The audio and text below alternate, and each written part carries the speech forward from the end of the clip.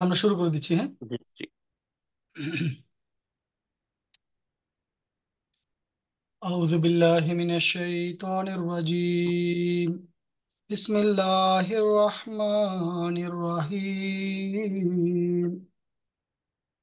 أمن يجيب المضطر إذا دعاه ويكشف السوء ويجعلكم خلفاء الأرض أإله أإله مع الله قليلا ما تذكرون. আজকে দরসের জন্য আমি সূরা আন-নামলের 63 নম্বর আয়াতটি বেছে নিয়েছি। গতকাল আপনারা আমাদের প্রাণপ্রিয় ইমাম হযরত আমিরুল মুমিনিন খলিফাতুল মসিহ আল খামেস আইদুল্লাহ তাআলা বিনাসিল আজিজের খুতবা শুনেছেন আশা করি। হুজুরের খুতবার বরাতে আমি আজকে দরসটি দেওয়ার চেষ্টা করব, কেননা আমার মাথায় ছিল যে এই বিষয়ে আমি আজকে দরস দেই, কিন্তু আল্লাহ তাআলা ফজল করেছেন যে কালকে হুজুর নিজেই এই বিষয়ে অনেকগুলো গুরুত্বপূর্ণ কথা আমাদের সামনে উপস্থাপন করেছেন। তো আমার জন্য এটা সহজ হয়ে গেছে বিষয়টি উপস্থাপন করা।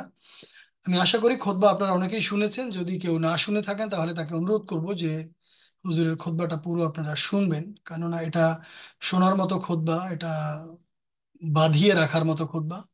আমাকে কেউ কেউ বলেছেন যে এই খুতবাটা আমাদের বাড়িতে বাঁধিয়ে রাখা উচিত, সকাল বিকাল পড়া উচিত। এবং আমিও মনে করি যে হ্যাঁ, এই খুতবাটা আসলেই এমন একটি খুতবা যেটি আমাদের বাঁধিয়ে রাখা উচিত, শোনা উচিত বারবার, নিজেকে রিমাইন্ড করানো উচিত। কেননা এটা শুধু রমজানের সাথেই সম্পর্ক রাখে না, এটা আমাদের দৈনন্দিন জীবনের সাথেও সম্পর্ক রাখে।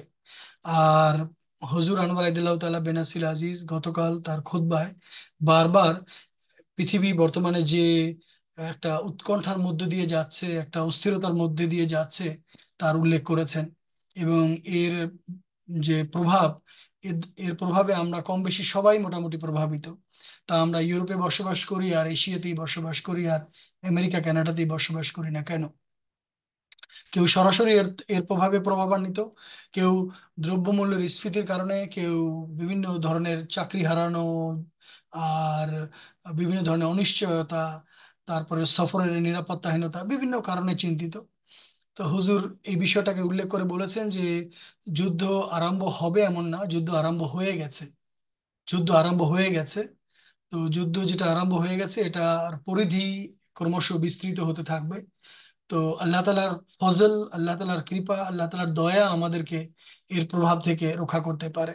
হুজুর বলেছেন যে আহমদীরাও কিছু না কিছু এর দ্বারা প্রভাবিত হবে, কিন্তু হুজুর তার কোনো একটা খুতবায় বলেছেন যে সত্যিকার অর্থে যারা মোত্তাকি, খোদা ভীরু, আল্লাহকে যারা ভয় করে ভালোবাসে, আল্লাহর কথা যারা শুনে, তারা এর থেকে কম ক্ষতিগ্রস্ত হবে, তারা এর থেকে বেঁচে থাকবে। তো আল্লাহ তালার ফজলে আহমদিয়া মুসলিম জামাত সেই জামাত যারা সত্যিকার অর্থে মোত্তাকিদের জামাত, খোদাভীরুদের জামাত। আমরা আশা করতে পারি যে আল্লাহ তালার কৃপা আমরা লাভ করব এবং আমরা এই বিপদ থেকে রক্ষা পাবো, যদি আমরা আল্লাহর কথা শুনি, আল্লাহ রসুলের কথা শুনি, মসিহ মাউদের ডাকে সাড়া দেই এবং খলিফার, যুগ খলিফার উপদেশ আমরা মেনে চলি। এর পাশাপাশি হুজুর পাকিস্তান এবং ইয়েমেনে যে নির্যাতিত আহমদিরা আছেন, তাদের সেই নির্যাতিত অবস্থা থেকে, তাদের সেই কষ্টের অবস্থা থেকে উদ্ধারের জন্য দোয়ার আবেদন জানিয়েছেন জামাতকে, বিশ্ব জামাতকে। আমরা ইনশাল্লাহ তাদের জন্য সাধ্য অনুযায়ী সবাই দোয়া করব। তো যে আয়াতটি আমি আপনাদের সামনে পাঠ করেছি, এই আয়াতে আল্লাহ তাআলা বলছেন, আম্মাই ইউজিবুল মুস্তাররা ইদা দাআহু ইয়াকশিফুস সুআ, অথবা তিনি কে, যিনি উদ্বিগ্ন বা ব্যাকুল চিত্তের ব্যক্তির দোয়া শুনেন। কখন শুনেন?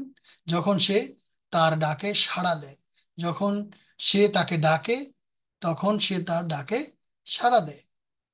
আল্লাহকে যখন মানুষ ডাকে, তার ব্যাকুল চিত্ত নিয়ে, তার কষ্ট নিয়ে, তার বিপদ নিয়ে, তার উদ্বিগ্ন অবস্থা নিয়ে, তখন আল্লাহ ওয়াদা করছেন যে আমি তোমার ডাকে সাড়া দিব এবং কি করব, আমি তোমার কষ্ট দূর করে দিব।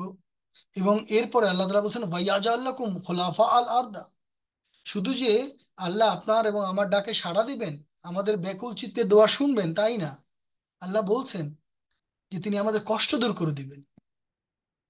আল্লাহ বলছেন যে আমি শুধু তোমাদের কষ্টই দূর করে দিব না, আমি তোমাদেরকে এই পৃথিবীর উত্তরাধিকারী বানাবো। অর্থাৎ তোমাদেরকে আমি জাগতিক সম্পদে ভূষিত করব, আমি তোমাদেরকে জগৎও দান করব। কিন্তু শর্ত দিয়েছেন আল্লাহ, কি? যে আ ইলাহু মা আল্লাহে কালিলা, তোমরা আল্লাহর সাথে তিল পরিমাণও, সামান্য পরিমাণও কাউকে শরিক করতে পারবে না। আল্লাহর সাথে অন্য কোনো উপাস্য আছে কি? আল্লাহর সাথে অন্য কোনো উপাস্য যদি তোমরা দাঁড় করাও, তাহলে আর আল্লাহর এই সাহায্য পাবে না, তাহলে আল্লাহর এই দোয়া পাবে না। এরপরে হুজুর বলছেন আ ইলাল্লাহ মা আল্লাহ কালিল কালিলাম মা তাযাক্কারুন, কিন্তু তোমরা খুব কম লোকই আছো যারা আমাদের উপদেশ গ্রহণ করো। গতকাল এই আয়াতটাকে কেন্দ্র করে হুজুর আনোয়ার আইদুল্লাহ তাআলা খুতবা দিয়েছেন। তিনি একাধারে কোরআন শরীফের অনেক দোয়া পড়েছেন, তিনি একাধারে নবী করিম সাল্লাল্লাহু আলাইহি ওয়াসাল্লামের ব্যক্তিগত অনেক দোয়া পড়েছেন, এবং নবী করিম সাল্লাল্লাহু আলাইহি ওয়াসাল্লাম তার সাহাবীদেরকে যে দোয়া পড়া শিখিয়েছেন সেগুলি পড়েছেন, এবং হযরত মসিহ মাউদ আলাইহিসসালাতু ওয়াসসালামেরও বেশ কয়েকটি দোয়া শুনিয়েছেন। আমি চেষ্টা করব সেই দোয়ার মধ্যে থেকে কিছু আপনাদের সামনে উপস্থাপন করার জন্য। হুজুর তার খুতবার মধ্যে বলেছেন যে এই বিষয়টা আমি গত খুতবাতেও বলেছিলাম, আজকেও আমি এই বিষয়টা পুনরাবৃত্তি করছি। এখানে আল্লাহ তাআলা বলছেন যে কি, যে তুমি ছাড়া যদি কোনো মানুষ সত্যিকার অর্থেই এইভাবে দোয়া করে যে হে আল্লাহ, তুমি ছাড়া আমাদের আর কেউ নাই, তুমি ছাড়া আমাদের আর কেউ নাই, আর আমরা পুরোপুরি তোমার উপরে নির্ভর করি, আমরা পুরোপুরি তোমার উপরে ভরসা করি, আমরা পুরোপুরি তোমার উপরে আস্থা করি, তাই আমরা তোমার দরবারে হাজিরা দিতে এসেছি, তাই আমরা তোমার দরবারে উপস্থিত হয়েছি। তুমি আমাদের কষ্ট দূর করে দাও, তুমি আমাদের বিপদ দূর করে দাও, তুমি আমাদের অতীতের গুনাহ মাফ করে দাও, তুমি আমাদের ভবিষ্যতের গুনাহ মাফ করে দাও।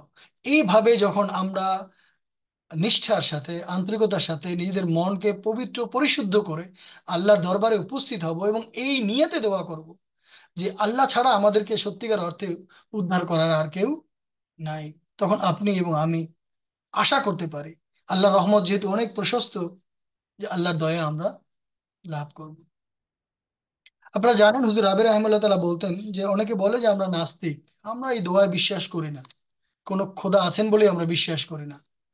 হুজুর বলেছেন যে তোমরা দেখবে যখন সে বিপদে পড়ে তখন তার মুখ থেকে কোনো না কোনো শব্দ বের হয়। আমরা সাধারণত যখন কোনো বিপদে পড়ি আমাদের মুখ থেকে একটা শব্দ বের হয়, মা। কেন বের হয়? ছোট বয়স থেকে আমরা দেখে এসেছি যে আমাদের বিপদে আপদে আমাদের মা আমাদের পাশে দাঁড়ান। এই জন্য যখনই কোনো বিপদ আসে, আমি 7 সমুদ্র 13 নদীর পাড়ে থাকলেও আমার মুখ থেকে মা শব্দটা বের হয়ে আসে। কেন? আমি জানি, বা আমার অবচেতন মন বলে যে আমার মাই আমাকে সাহায্য করতে পারেন। ঠিক একইভাবে যারা নাস্তিক এবং যারা বলে আমরা আল্লাহ বিশ্বাস করি না, তারাও যখন বিপদে পড়ে, হুজুর রাবে বলেছেন যে সমুদ্রে যদি জাহাজ ডুবে যায় তখন তারা হাতড়ে বেড়ায় এবং সাঁতার কাটতে থাকে, বা তাদের অবস্থা যখন নিমজ্জিত হওয়ার মতো হয় তখন কোনো একটি খড়কুটো পেলেও সেটা তারা আঁকড়ে ধরতে চায়, এবং তখন তাদের মুখ থেকে একটা শব্দ বের হয়, সেটা যেই হোক না কেন, সেই যে শব্দটা সেটা হচ্ছে আল্লাহ তাআলা। অর্থাৎ তাদের ভরসার জায়গা, আস্থার জায়গা এবং নিরাপত্তার জায়গা হচ্ছেন সেই একমাত্র সত্তা। আমাদেরও এই রমজানে এই অভ্যাসটা নিজেদের মাঝে গড়ে তোলার চেষ্টা করা উচিত, যে আমরা যা করব, আমরা জগৎ উপার্জন করি, আমরা টাকা কামাই, আমরা দুনিয়াবি কাজকর্ম করি, ব্যবসা করি, চাকরি করি, যাই করি না কেন, যে প্রফেশনেই আমরা যুক্ত থাকি না কেন, আমাদের একটা মাত্র যেন লক্ষ্য থাকে, সেটা হচ্ছে আমাদের আল্লাহকে আমাদের পেতে হবে। যদি আমরা আমাদের আল্লাহকে পেয়ে যাই তাহলে এই জগৎ আমাদের গোলাম হয়ে যাবে, তখন এই জগৎ আপনা আপনি আমাদের পেছনে ছুটতে থাকবে। কিন্তু যদি শুধু জগৎ উপার্জনের চেষ্টা করি, আল্লাহ তাআলা বলেছেন যে তিনি কারো পরিশ্রম বৃথা যেতে দেন না। জগৎ হয়তো আমরা পেয়ে যাব, কিন্তু সেখানে এই জগতের পেছনে যে মূল শক্তিটা কার্যকর, অর্থাৎ আল্লাহ তাআলার শক্তি, সেটা আর আমরা পাবো না। এই জন্য আমাদের সমস্ত কিছু লক্ষ্য, উদ্দেশ্য এবং টার্গেট একমাত্র হওয়া উচিত যে আল্লাহ, আমি যে করেই হোক আমি আল্লাহকে পেতে চাই। এই জন্য হযরত রসুল পাক সাল্লাল্লাহু আলাইহি ওয়াসাল্লাম আমাদেরকে শিখিয়েছেন যে হে আল্লাহ, তোমার দরবারে আমি এসেছি, এই জন্য এসেছি যে আমার যাওয়ার কোনো জায়গা নাই, আমি তোমার উপরে নির্ভর করি, তোমার উপরে আস্থা রাখি, তোমার উপরে ভরসা করি। এভাবে যখন কোনো এক ব্যক্তি উদ- উদ্বেগ আকুল হয়ে ব্যাকুল চিত্তে আহাজারি করে, কাকুতি মিনতি করে, হৃদয় থেকে উচ্চারিত দোয়া করে, প্রার্থনা করে, তখন আল্লাহ বলছেন যে আল্লাহ তাকে খালি হাতে ফেরত দেন না। হযরত মসিহ মউদ আলাইহিস সালাতু ওয়াস সালাম এটা বলেছেন, এবং অন্যান্য জায়গায় বুজুর্গরা বলেছে যে অনেক অনেক মানুষ বলে যে আমরা তো দোয়া করেছি, দোয়া তো গৃহীত হয় না, দোয়া তো কবুল হয় না।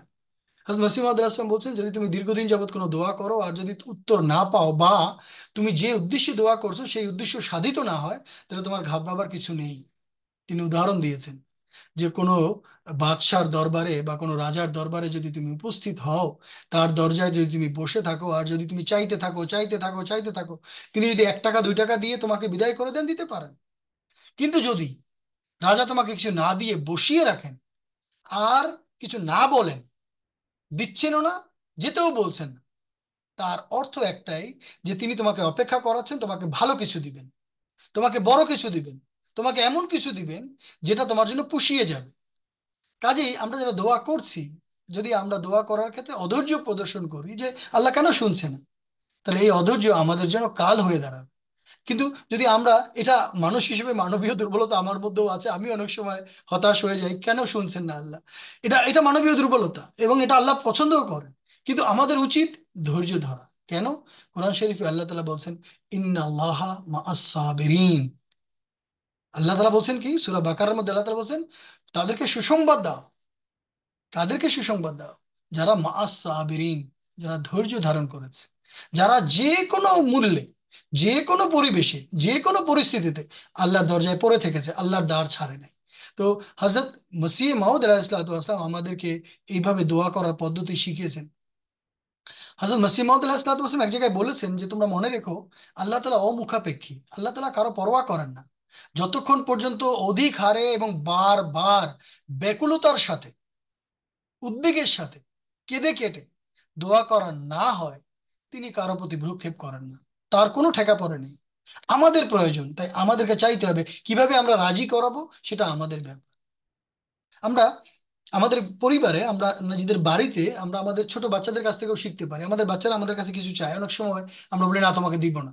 কিন্তু যখন সে বারবার কানের কাছে ঘ্যান ঘ্যান করতে থাকে, ঘ্যান ঘ্যান করতে থাকে, তখন এক সময় গিয়ে মন না চাইলে বিরক্ত হয়ে কিন্তু তাকে দিয়ে দিই। আল্লাহ তাআলা এটাই চান যে আমার বান্দা আমার কাছে বারবার চাইতে থাকবে, বারবার চাইতে থাকবে, বারবার চাইতে থাকবে। আমি বুঝি আসলেই তার প্রয়োজন কখন আছে। যখন আমি বুঝবো যে সত্যিকার অর্থে আমার বান্দা এটা ছাড়া চলবে না, তার আর কোনো যাওয়ার জায়গা নেই, আর সে সত্যিকার অর্থে আমার কাছেই চায়, তখন আল্লাহ তাআলা দিয়ে দিবেন। হযরত মসিহ মাউদ আলাইহিস সালাম বলেছেন, দোয়া কবুল হওয়ার জন্য শর্ত হচ্ছে ব্যাকুলতা। দোয়া কবুল হওয়ার জন্য ব্যাকুলতা শর্ত। আর ব্যাকুলতার অবস্থাও এমন মানে উপনীত থাকতে হবে, যখন 16 আনা বিশ্বাস হবে, একই হবে যে আমার পার্থিব সকল পথ এখন বন্ধ, আমার জন্য জগতের সমস্ত পথ এখন রুদ্ধ হয়ে গেছে, একটি মাত্র পথ খোলা আছে, আর সেই পথটা হচ্ছে খোদার পথ, যা তওবা গ্রহণকারী খোদা তাআলার পথ, যিনি আমাদেরকে বিপদ আপদ থেকে উদ্ধার করতে পারেন। তাই আমরা তার কাছে এসেছি, তার দরবারে হাজিরা দিতে এসেছি। যখন হৃদয়ের অবস্থাটা এমন হবে, তখন আপনি দেখবেন, আমি দেখতে পাবো যে আমাদের দোয়া কত সহজে আল্লাহ তাআলা কবুল করেন।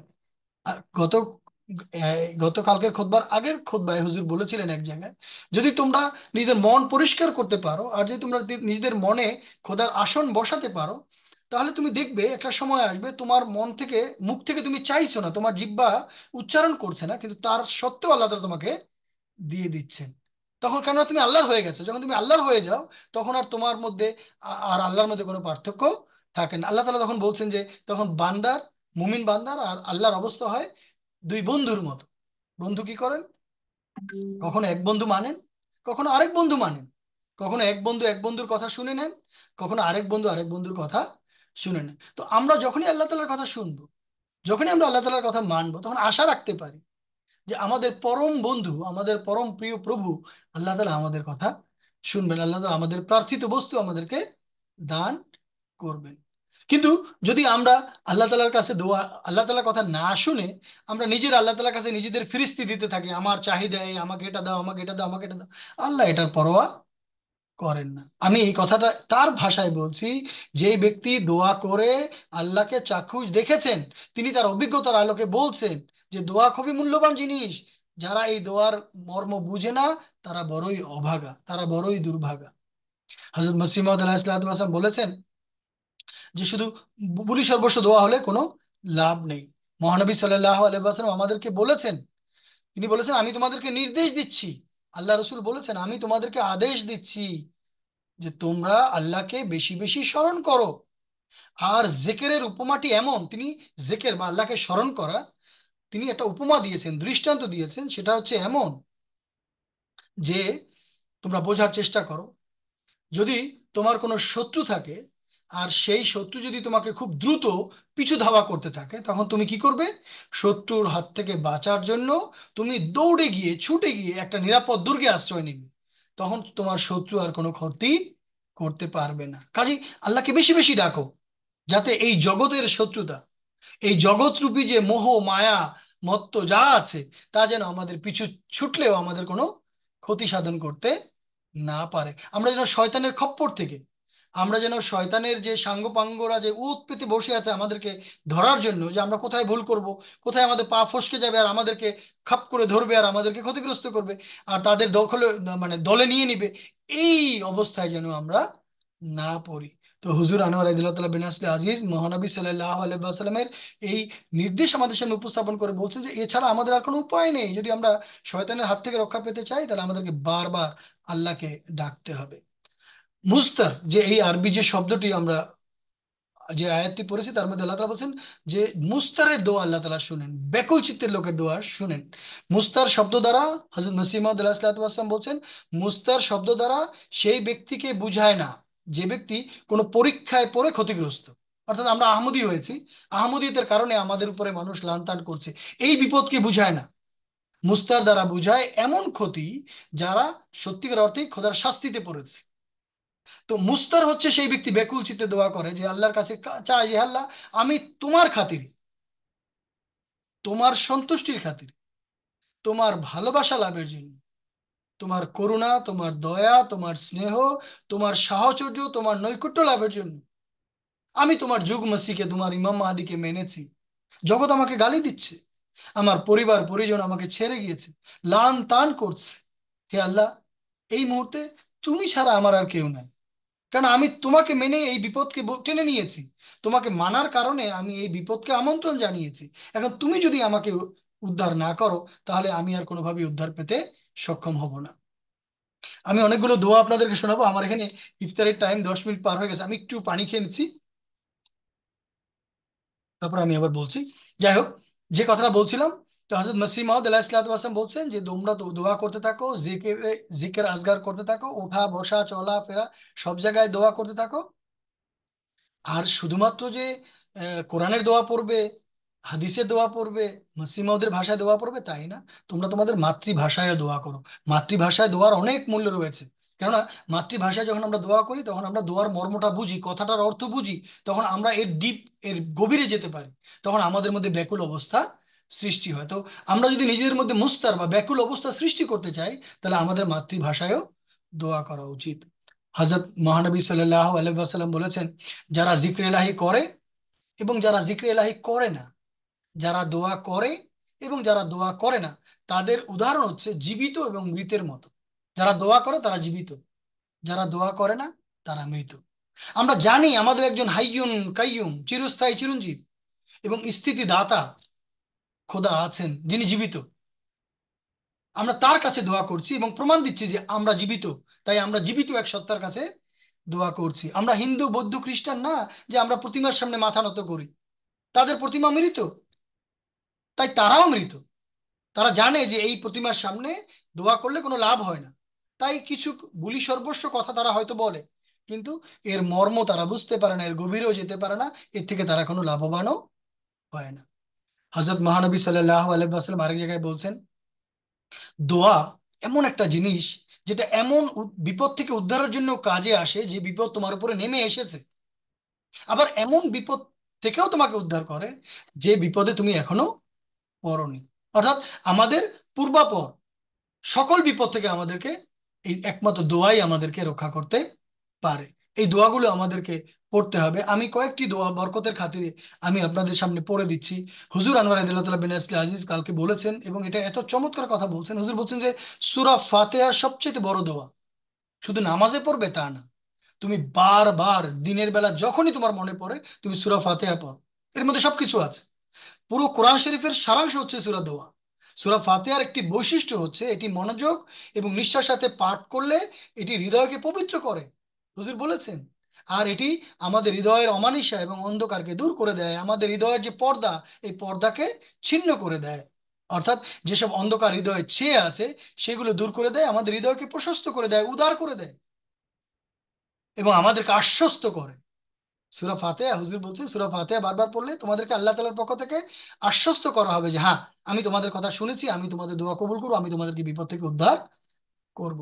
সত্য সন্ধানীকে এক খোদার দিকে আকর্ষণ করে এই সূরা ফাতিহা, এবং এমন সব নূর বা জ্যোতি এবং নিদর্শনের বাস্তবায়ন স্থল বানায় মানুষকে, যা এক খোদার নৈকট্য অর্জনকারীর মাঝে থাকা উচিত। সূরা ফাতিহা বারবার পড়ে দেখেন।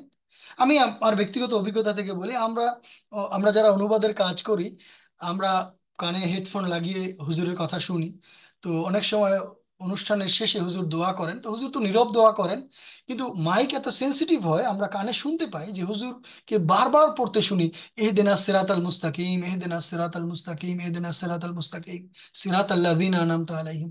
এবং হুজুর এই কথাটা আমাকেও বলেছেন, আর অন্য অনেক মানুষের কাছ থেকে আমি শুনেছি, তাদেরকেও বলেছেন যে ইহদিনাস সিরাতাল মুস্তাকিম আর সিরাতাল্লাযিনা আনআমতা আলাইহিম এই দোয়া বারবার বারবার করো। কেন? হে আল্লাহ, শয়তান চতুর্দিকে ওৎ পেতে আছে। আমরা যে কোনো মুহূর্তে আমাদের পদস্খলন হতে পারে, যে কোনো মুহূর্তে আমাদের পা টলমলে দোদুল্যমান হয়ে যেতে পারে, এবং আমরা ধ্বংসের গহ্বরে পতিত হতে পারি। একমাত্র তুমি আছো যিনি আমাদেরকে টেনে ধরে সোজা সরল সুদৃঢ় পথে পরিচালিত করতে পারো। কোন পথে? সিরাত আল্লাযিনা আনআমতা আলাইহিম। যেন তেন লোকের পথ চাই না আমরা, আমরা চাই আনামতা আলাইহিম, পুরস্কার প্রাপ্তদের পথে আমাদেরকে পরিচালিত করো। কোরআন শরীফ আমাদেরকে বাতলে দিয়েছে খোদার পক্ষ থেকে পুরস্কার প্রাপ্ত কারা। সূরা নেসার ৭০ নম্বর আয়াত পাঠ করে দেখেন, আল্লাহ বলছেন ওয়ামাই ইউতিল্লাহ ওয়ার রাসূলা ফাউলাইকা মাআল্লাযিনা আনআমাল্লাহু আলাইহিম। যারা আল্লাহ এবং রসুলের আনুগত্য করবে, আল্লাহ তাদেরকে ওয়াদা করছেন যে তোমাদেরকে আমি পুরস্কার প্রাপ্তদের অন্তর্ভুক্ত করব। কি? আনামাল্লাহু আলাইহিম মিনান নাবিয়িনা ওয়াস সিদ্দিকিনা ওয়াস শুহাদা ওয়াস সালিহিন। আমাদেরকে নবী বানাও, সিদ্দিক বানাও, শহীদ বানাও, সালে বানাও। এই দোয়া আল্লাহ তাআলা আমাদেরকে করাচ্ছেন। আমরা যেন নবুয়তের বৈশিষ্ট্য লাভ করি, আমরা যেন সিদ্দিকিয়াত, শাহাদাত এবং পুণ্যবানদের বৈশিষ্ট্য আমরা যেন নিজেদের মাঝে লাভ করতে পারি। এবং এই সূরা ফাতিহার মধ্যে এই দোয়া আমাদেরকে আল্লাহ তাআলা শিখিয়ে দিয়েছেন। হুজুর বলেছেন যে বারবার সূরা ফাতিহা পাঠ করেন, শুধু নামাজ না, নামাজ ছাড়াও পাঠ করেন। এরপর হুজুর একটি দোয়ার কথা বলছেন, কি? রব্বানা আতেনা ফিদ দুনিয়া হাসানাতাও ওয়া ফিল আখিরাতি হাসানাতাও ওয়া কিনা আযাবান নার। এই দোয়া বেশি বেশি পাঠ করেন। এই দোয়া কোরআনের দোয়া, এবং এটা ইলহাম হয়েছে, এটা সূরা বাকারার 202 নম্বর আয়াত। এটা কোরআন শরীফের সূরা বাকারার 202 নম্বর আয়াত। এই দোয়াটা পড়েন, এবং হুজুর বলছেন যে কি দোয়া করছো, যে আল্লাহ আমাদেরকে রব্বানা আতেনা ফিদ দুনিয়া হাসানাতাও, আমাদেরকে এই জাগতিক যে কল্যাণ আছে দান কর। প্রথমে আমাদেরকে আধ্যাত্মিক কল্যাণের চাইতে বলেননি, বলছে জাগতিক কল্যাণ চাও। জাগতিক কল্যাণের প্রয়োজন আছে, কিন্তু জাগতিক কল্যাণ উদ্দেশ্য যেন একটা হয় যে আমি আমার খোদাকে যেন পাই, আমি যেন আধ্যাত্মিকতা লাভ করি, আমি যেন খোদার নৈকট্য লাভ করি। তো জাগতিক কল্যাণ কাজে আসবে। ধরেন একটা মানুষকে আল্লাহ তাআলা অঢেল সম্পদ দিয়েছেন, তিনি আল্লাহ রাস্তায় অঢেল খরচ করার তৌফিক পাচ্ছেন, এটি অনেক বড় নেকির কাজ। তো এই নেকি আমরা করতে চাই, আল্লাহ আমাদেরকে এই তৌফিক দান কর। আমরা সম্পদ কুক্ষিগত করার জন্য নয়, আমরা সম্পদ বিতরণের জন্য, আমরা সম্পদ দরিদ্রদের মাঝে দেওয়ার জন্য, আমরা সম্পদ ইসলামের সেবার জন্য, আমরা সম্পদ ইসলামের জিহাদের জন্য দিতে চাই। তুমি আমাদেরকে দান করো এই হাসানাত। এরপর আমরা চাই কি? ফিল আখিরাতে হাসানাত ওয়া ফিল আখিরাতে হাসানাত, হে আল্লাহ আমাদেরকে পারলৌকিক কল্যাণও দান করো। পরকালের যে নেয়ামত রাজি আছে তাও আমাদেরকে দান করো। ওয়াকিনা আযাবান নার, এবং আমাদেরকে দোজখের আগুন থেকে বাঁচাও, বা জাহান্নামের আগুন থেকে আমাদেরকে রক্ষা করো। এটা অনেক বড় দোয়া। হুজুর বলছেন মুমিনের সম্পর্ক জগতের সাথে থাকবে, কিন্তু এই জগতের সাথে মুমিনের সম্পর্ক কি জন্য থাকবে? সে এই জগতের মাধ্যমে পরকালকে সুন্দর করতে চাইবে। এই জগতের উপার্জন দিয়ে সে পরকালের পরকালে লাভ করবে এমন উপার্জন সে করতে চাইবে। পারলৌকিক নিয়ামত লাভের জন্য সে আমল করতে চাইবে। এই জন্য সে জগৎ লাভের জন্য চেষ্টা করতে চায়, এবং এটা তার পরকাল লাভ করারই তার একটা লক্ষ্য থাকে, এবং তার মূল উদ্দেশ্য হয়ে থাকে ধর্মের সেবা। এরপরে হুজুর বলছেন যে এই জগৎকে অর্জন করা এবং আল্লাহ তাআলার কৃপা অর্জন করার মাধ্যম হওয়া উচিত আমাদের সমস্ত চাওয়া পাওয়া। এই জগতের যে অর্জন, এই জগতের যে সম্পদ সহায়, এগুলি একমাত্র আল্লাহ তাআলার কৃপা অর্জনের মাধ্যম হওয়া উচিত।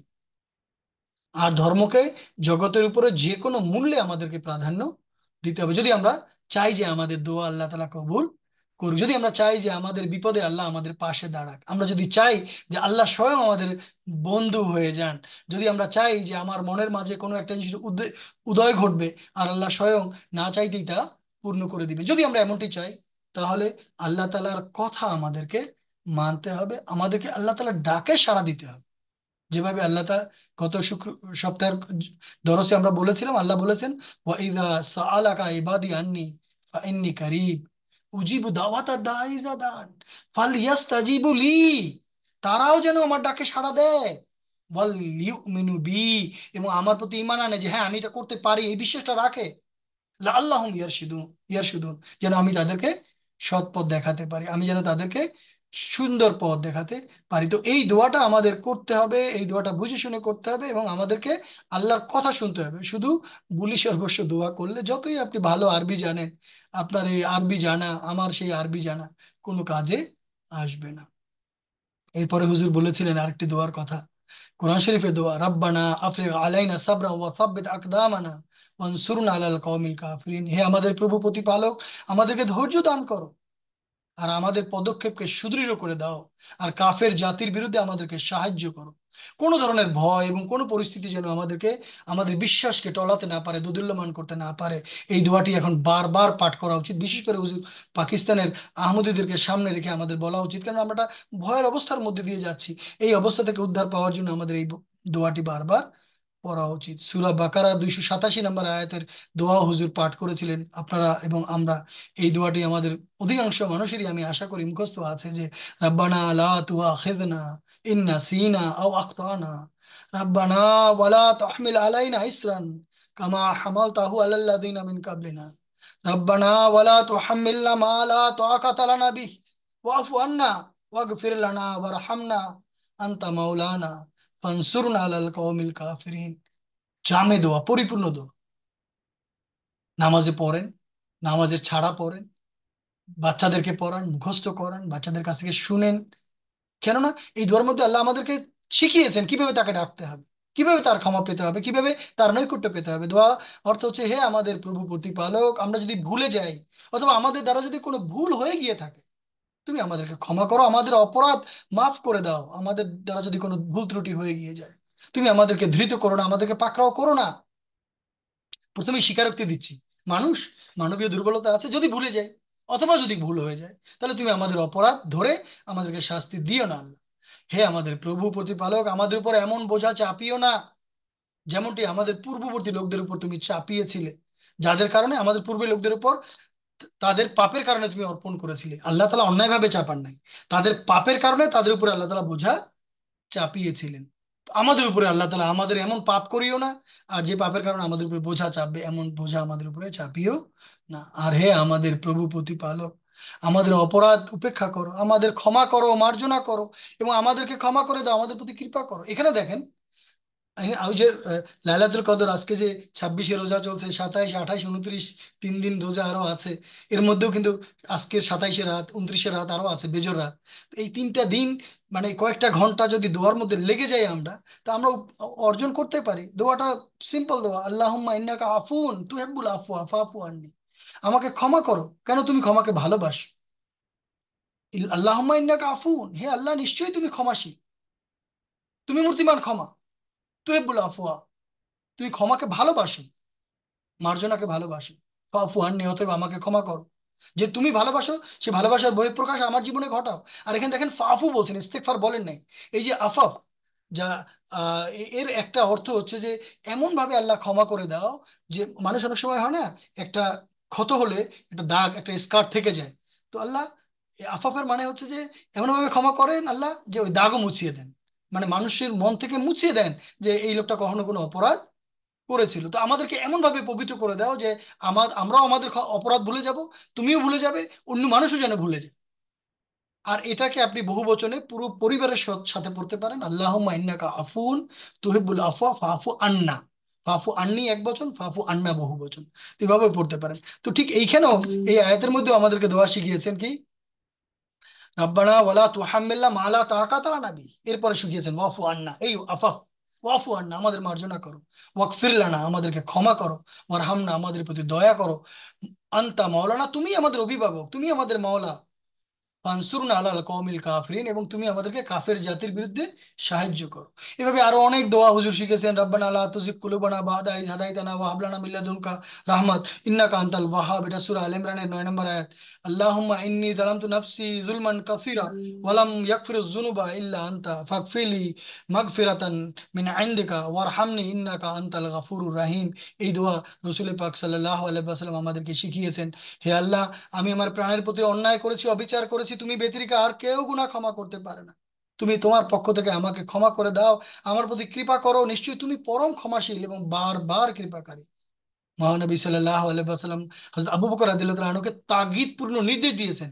এরপর হযরত মুসাব বিন সাদ, সে তার পিতার পক্ষ থেকে বর্ণনা করেছেন যে মহানবী সাল্লাল্লাহু আলাইহি ওয়াসাল্লাম আমাদেরকে এই দোয়া বারবার পাঠ করতে বলেছেন। তো এই দোয়া আমাদেরকে পড়তে হবে। এরপরে আমি আপনাদেরকে আরো কয়েকটি দোয়ার কথা বলে দেই, হুজুরের খুতবার আলোকে বলে দিচ্ছি। হুজুরের খুতবাটা আপনাদের মনোযোগ দিয়ে শুনতে হবে, কারণ হুজুরের খুতবাটা শোনা ছাড়া আমাদের কোনো উপায় নাই। হুজুর আমাদেরকে বলছেন এই দিনগুলোতে নিজেদের জিহ্বাকে দোয়া এবং জিক্রে ইলাহিতে সবচেয়ে বেশি রত রাখা উচিত, এবং নিজেদের সেজদা এবং নিজেদের যে দোয়া এর মধ্যে একটা ব্যাকুলতা, একটা উদ্বিগ্ন অবস্থা সৃষ্টি করা উচিত। আর মহানবী সাল্লাল্লাহু আলাইহি ওয়াসাল্লাম তো বলেছেন যারা জিকির করে না, যারা জিকির করে তারা জীবিত এবং মৃতদের মতো। তাই আমাদের উচিত নিজেদেরকে জীবিতদের মধ্যে গণ্য করার চেষ্টা করা। আর জিক্রে ইলাহের মাধ্যমে, আল্লাহর স্মরণের মাধ্যমে আমরা প্রমাণ দিতে পারবো যে আমরা জীবিত আছি, আমরা মৃত নই।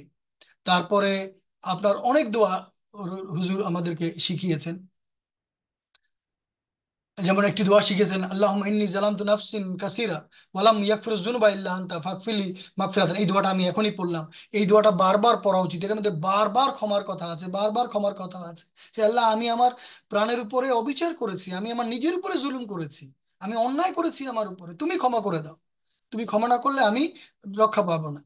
হযরত এরপরে হযরত রাসূল পাক সাল্লাল্লাহু আলাইহি ওয়াসাল্লাম তিনি মসিউদ দাজ্জাল, গতকালের খুতবায় হুজুর কমপক্ষে 2 থেকে 3 বার এই মসিউদ দাজ্জাল, অর্থাৎ মসিহ মাউদ আলাইহিসসালামের যুগে যে দাজ্জালের আবির্ভাব ঘটবে, সেই দাজ্জালের ফিতনা এবং নৈরাজ্য থেকে বাঁচার জন্য তিনি সেই যুগে দোয়া করে গেছেন। আমাদেরকেও এই দোয়াটা করা উচিত। বিশেষভাবে খ্রিস্টান দাজ্জালদের যে প্রলোভন, তাদের যে নৈরাজ্য, তাদের যে ফিতনা, এর থেকে আশ্রয় চাইতে হবে। এবং আপনি জানেন যে এই দাজ্জালের যে ফিতনা, এটা তো বর্তমান যুগে একদম সর্বোচ্চ পর্যায়ে বিরাজমান। অতএব এর থেকে বাঁচার জন্য আমাদের কত বেশি দোয়া করা উচিত। আর মহানবী সাল্লাল্লাহু আলাইহি ওয়াসাল্লামের যদি আমরা সত্যিকার বা প্রকৃত অনুসারী আমরা হই বা হওয়ার চেষ্টা করি, তাহলে এই দোয়া করা ছাড়া আমাদের কোনো উপায় নাই। হযরত নবী আকরাম সাল্লাল্লাহু আলাইহি ওয়াসাল্লাম আরেক জায়গায় উপদেশ দিতে গিয়ে, না, হযরত মসিহ মাউদ আলাইহিসসালাতু ওয়াসসালাম আরেক জায়গায় আমাদেরকে উপদেশ দিতে গিয়ে তিনি বলছেন যে সবসে উমদা দোয়া ये है, ए खुदा ताला, ये है कि खुदा ताला की रजामंदी और गुनाहों से नजात हासिल हो, क्योंकि गुनाह गुनाहों गुनाह गुनाह ही है, सॉरी, गुनाहों से ही दिल सख्त हो जाता है।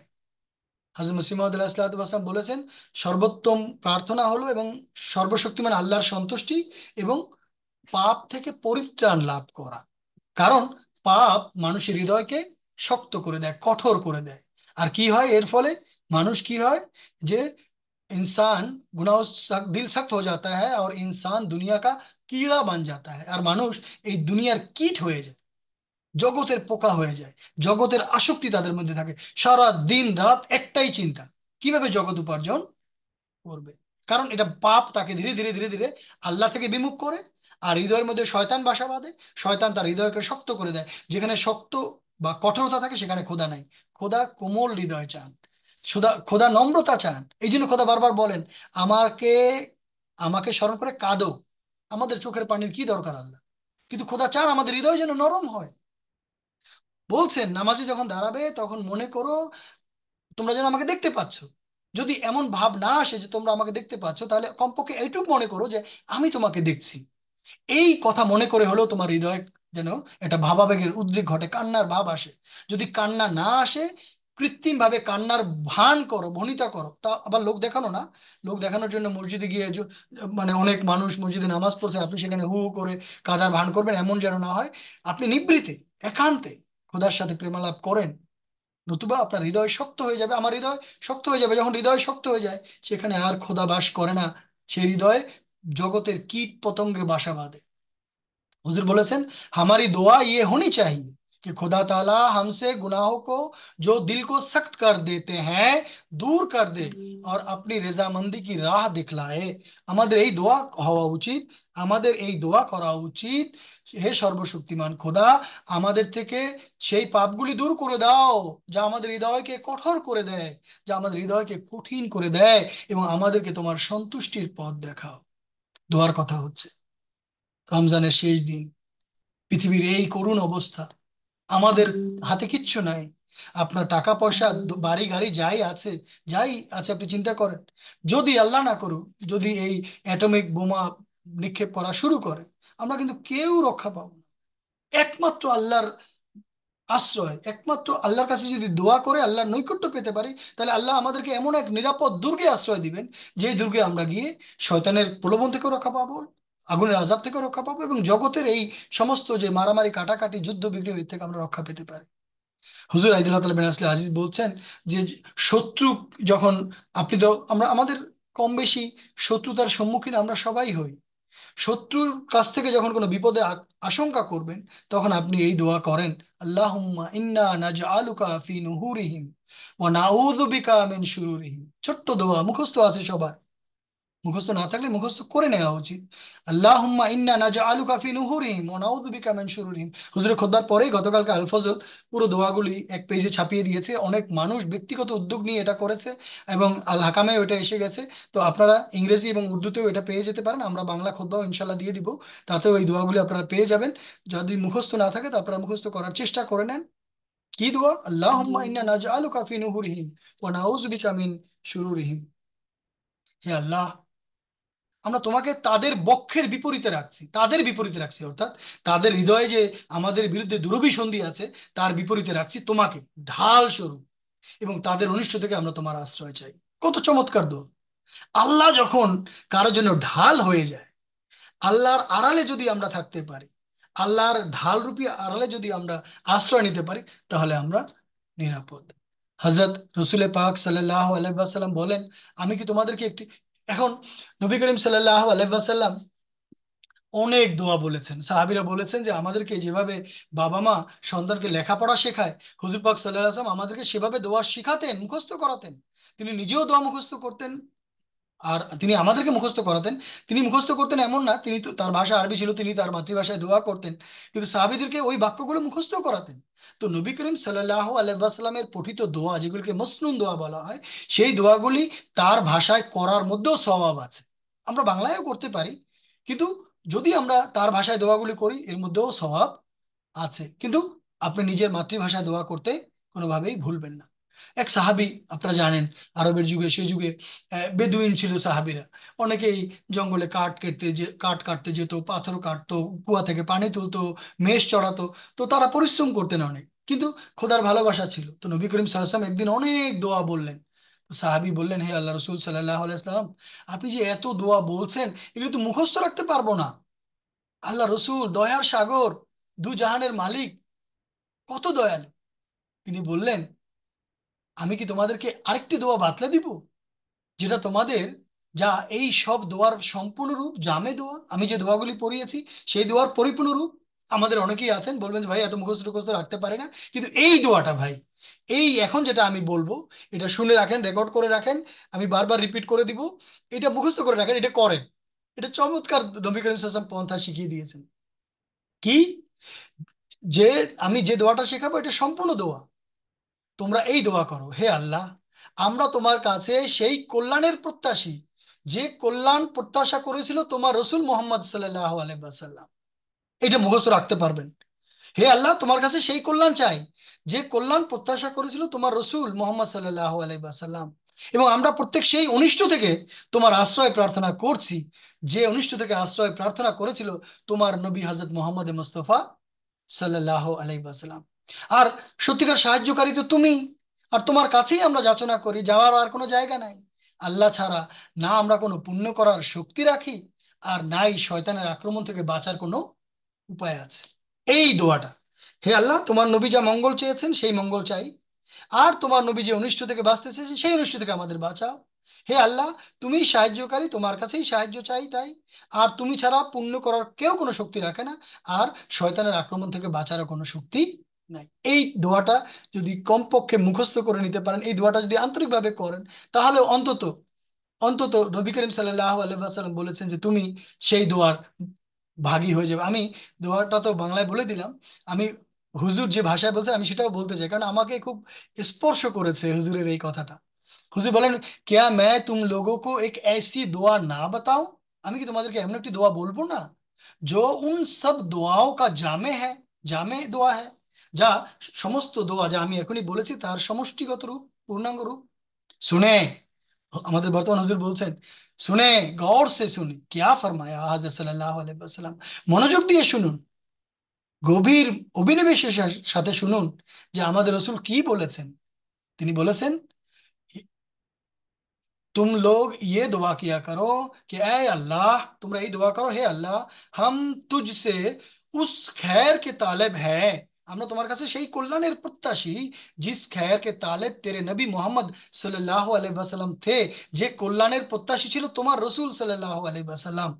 और हम हर उस शर से तेरी पनाह में आते हैं, जिससे तेरे नबी मोहम्मद सल्लल्लाहु अलैहि वसल्लम ने तुझसे पाना तलब की थी। এবং আমরা প্রত্যেক সেই অনুষ্ঠিত থেকে তোমার আশ্রয় চাই, যে এসব অনিষ্ট থেকে তোমার রসূল আশ্রয় চেয়েছিলেন। और असल मददगार तो तू ही है, সত্যিকার সাহায্যকারী তো তুমিই খোদা। और तुझसे ही हम दुआएं मांगते हैं, তোমার কাছেই আমরা দোয়া প্রার্থনা করি। और अल्लाह की मदद के बगैर ना तो हम नेकी करने की ताकत रखते हैं, আল্লাহর সাহায্য ছাড়া আমরা কোনো পুণ্য করার শক্তি রাখি না।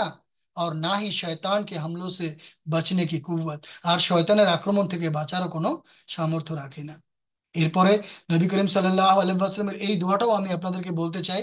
আমি জানি না আমি স্ক্রিনে দেখাতে পারবো কিনা, এই দোয়াটা আপনারা শুনে নেন, পড়ে নেন, আমার সাথেও যদি মনে মনে পড়তে চান পড়তে পারেন। আল্লাহুম্মা ইজআল ফি কলবি, আল্লাহুম্মা, হে আমার আল্লাহ, ইজআল ফি কলবি, আমার হৃদয়কে বানিয়ে দাও নূরান, তোমার নূর দ্বারা পরিপূর্ণ করে দাও। অফি বাসারি, এবং আমার দৃষ্টিশক্তিকে নূরান, নূরান্বিত করে দাও। অফি সামি, এবং আমার শ্রবণ শক্তিকেও নূরান, নূর দ্বারা ভরে দাও। ও আন ইয়ামিনী নূরান, এবং আমার ডান দিকে তুমি এই নূর সৃষ্টি করে দাও। ও আন ইয়াসারি নূরান, এবং আমার বাম দিকেও তুমি নূর সৃষ্টি করে দাও। ও ফাওকি নূরান, এবং আমার উপরেও নূর সৃষ্টি করে দাও। ও তাহাতি নূরান, এবং আমার নিচেও তুমি নূর সৃষ্টি করে দাও। ও আমায় নূরান, এবং এবং আমার সামনের দিকে তুমি নূর সৃষ্টি করে দাও। এবং ওয়া খালফি নূরান, এবং আমার পিছন দিকে তুমি নূর সৃষ্টি করে দাও। ওয়াজ আল্লি নূরান, অর্থাৎ আমার সব দিকে তুমি তোমার নূরে নূরান্বিত করে দাও। আমি অনুবাদ পড়ে দিলাম, শাব্দিক অনুবাদ। আমি আবার বলে দিচ্ছি দোয়াটা, আল্লাহুম্মা আল ফি কলবি নূরান, ওয়া ফি বাসারি নূরান, ওয়া ফি সামি নূরান, ওয়া আন ইয়ামিনি নূরান, ওয়া আন ইয়াসারি নূরান, ওয়া ফাওকি নূরান, ওয়া তাহতি নূরান, ওয়া আমামি নূরান, ওয়া খালফি নূরান, ওয়াজ আল্লি নূরান। এটা সহিহ বুখারী শরীফের কিতাবুদ দোয়া থেকে হুজুর এই হাদিসটি উদ্ধৃত করে আমাদেরকে শুনিয়েছেন। এরপরে আমি আপনাদেরকে হযরত মসিহ মাউদ আলাইহিসসালাতু ওয়াসসালামের হুজুর কয়েকটি দোয়া বলেছেন, সেই দোয়াগুলো আমি আমার প্রথম দরসের দিন বলেছিলাম, কিন্তু আমি আজকে আবার পড়তে চাই, আমি আজকে আবার এই দোয়া পড়তে চাই। হযরত খলিফাতুল মসিহ আউয়াল রাদিয়াল্লাহু তাআলা আনহুকে হুজুর এই দোয়া লিখে পাঠিয়েছিলেন। সেই দোয়াটি কি? সেটি হচ্ছে বিপদের সময়ের দোয়া। সেই দোয়াটি আমার সামনে আছে। আর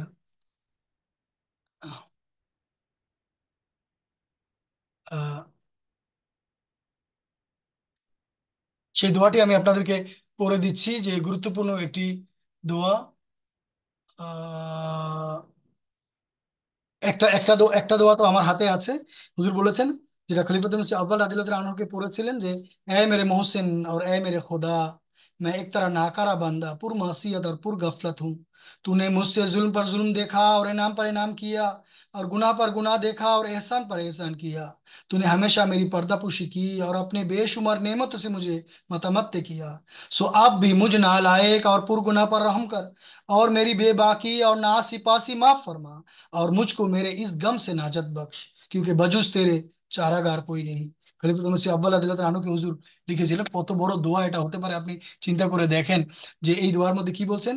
হে আমার প্রভু, হে আমার কৃপাশীল খোদা, হে আমার প্রভু, হে আমার কৃপাশীল খোদা, আমি তোমার এক অযোগ্য সৃষ্টি, দুরন্ত পাপী, এক উদাসীন।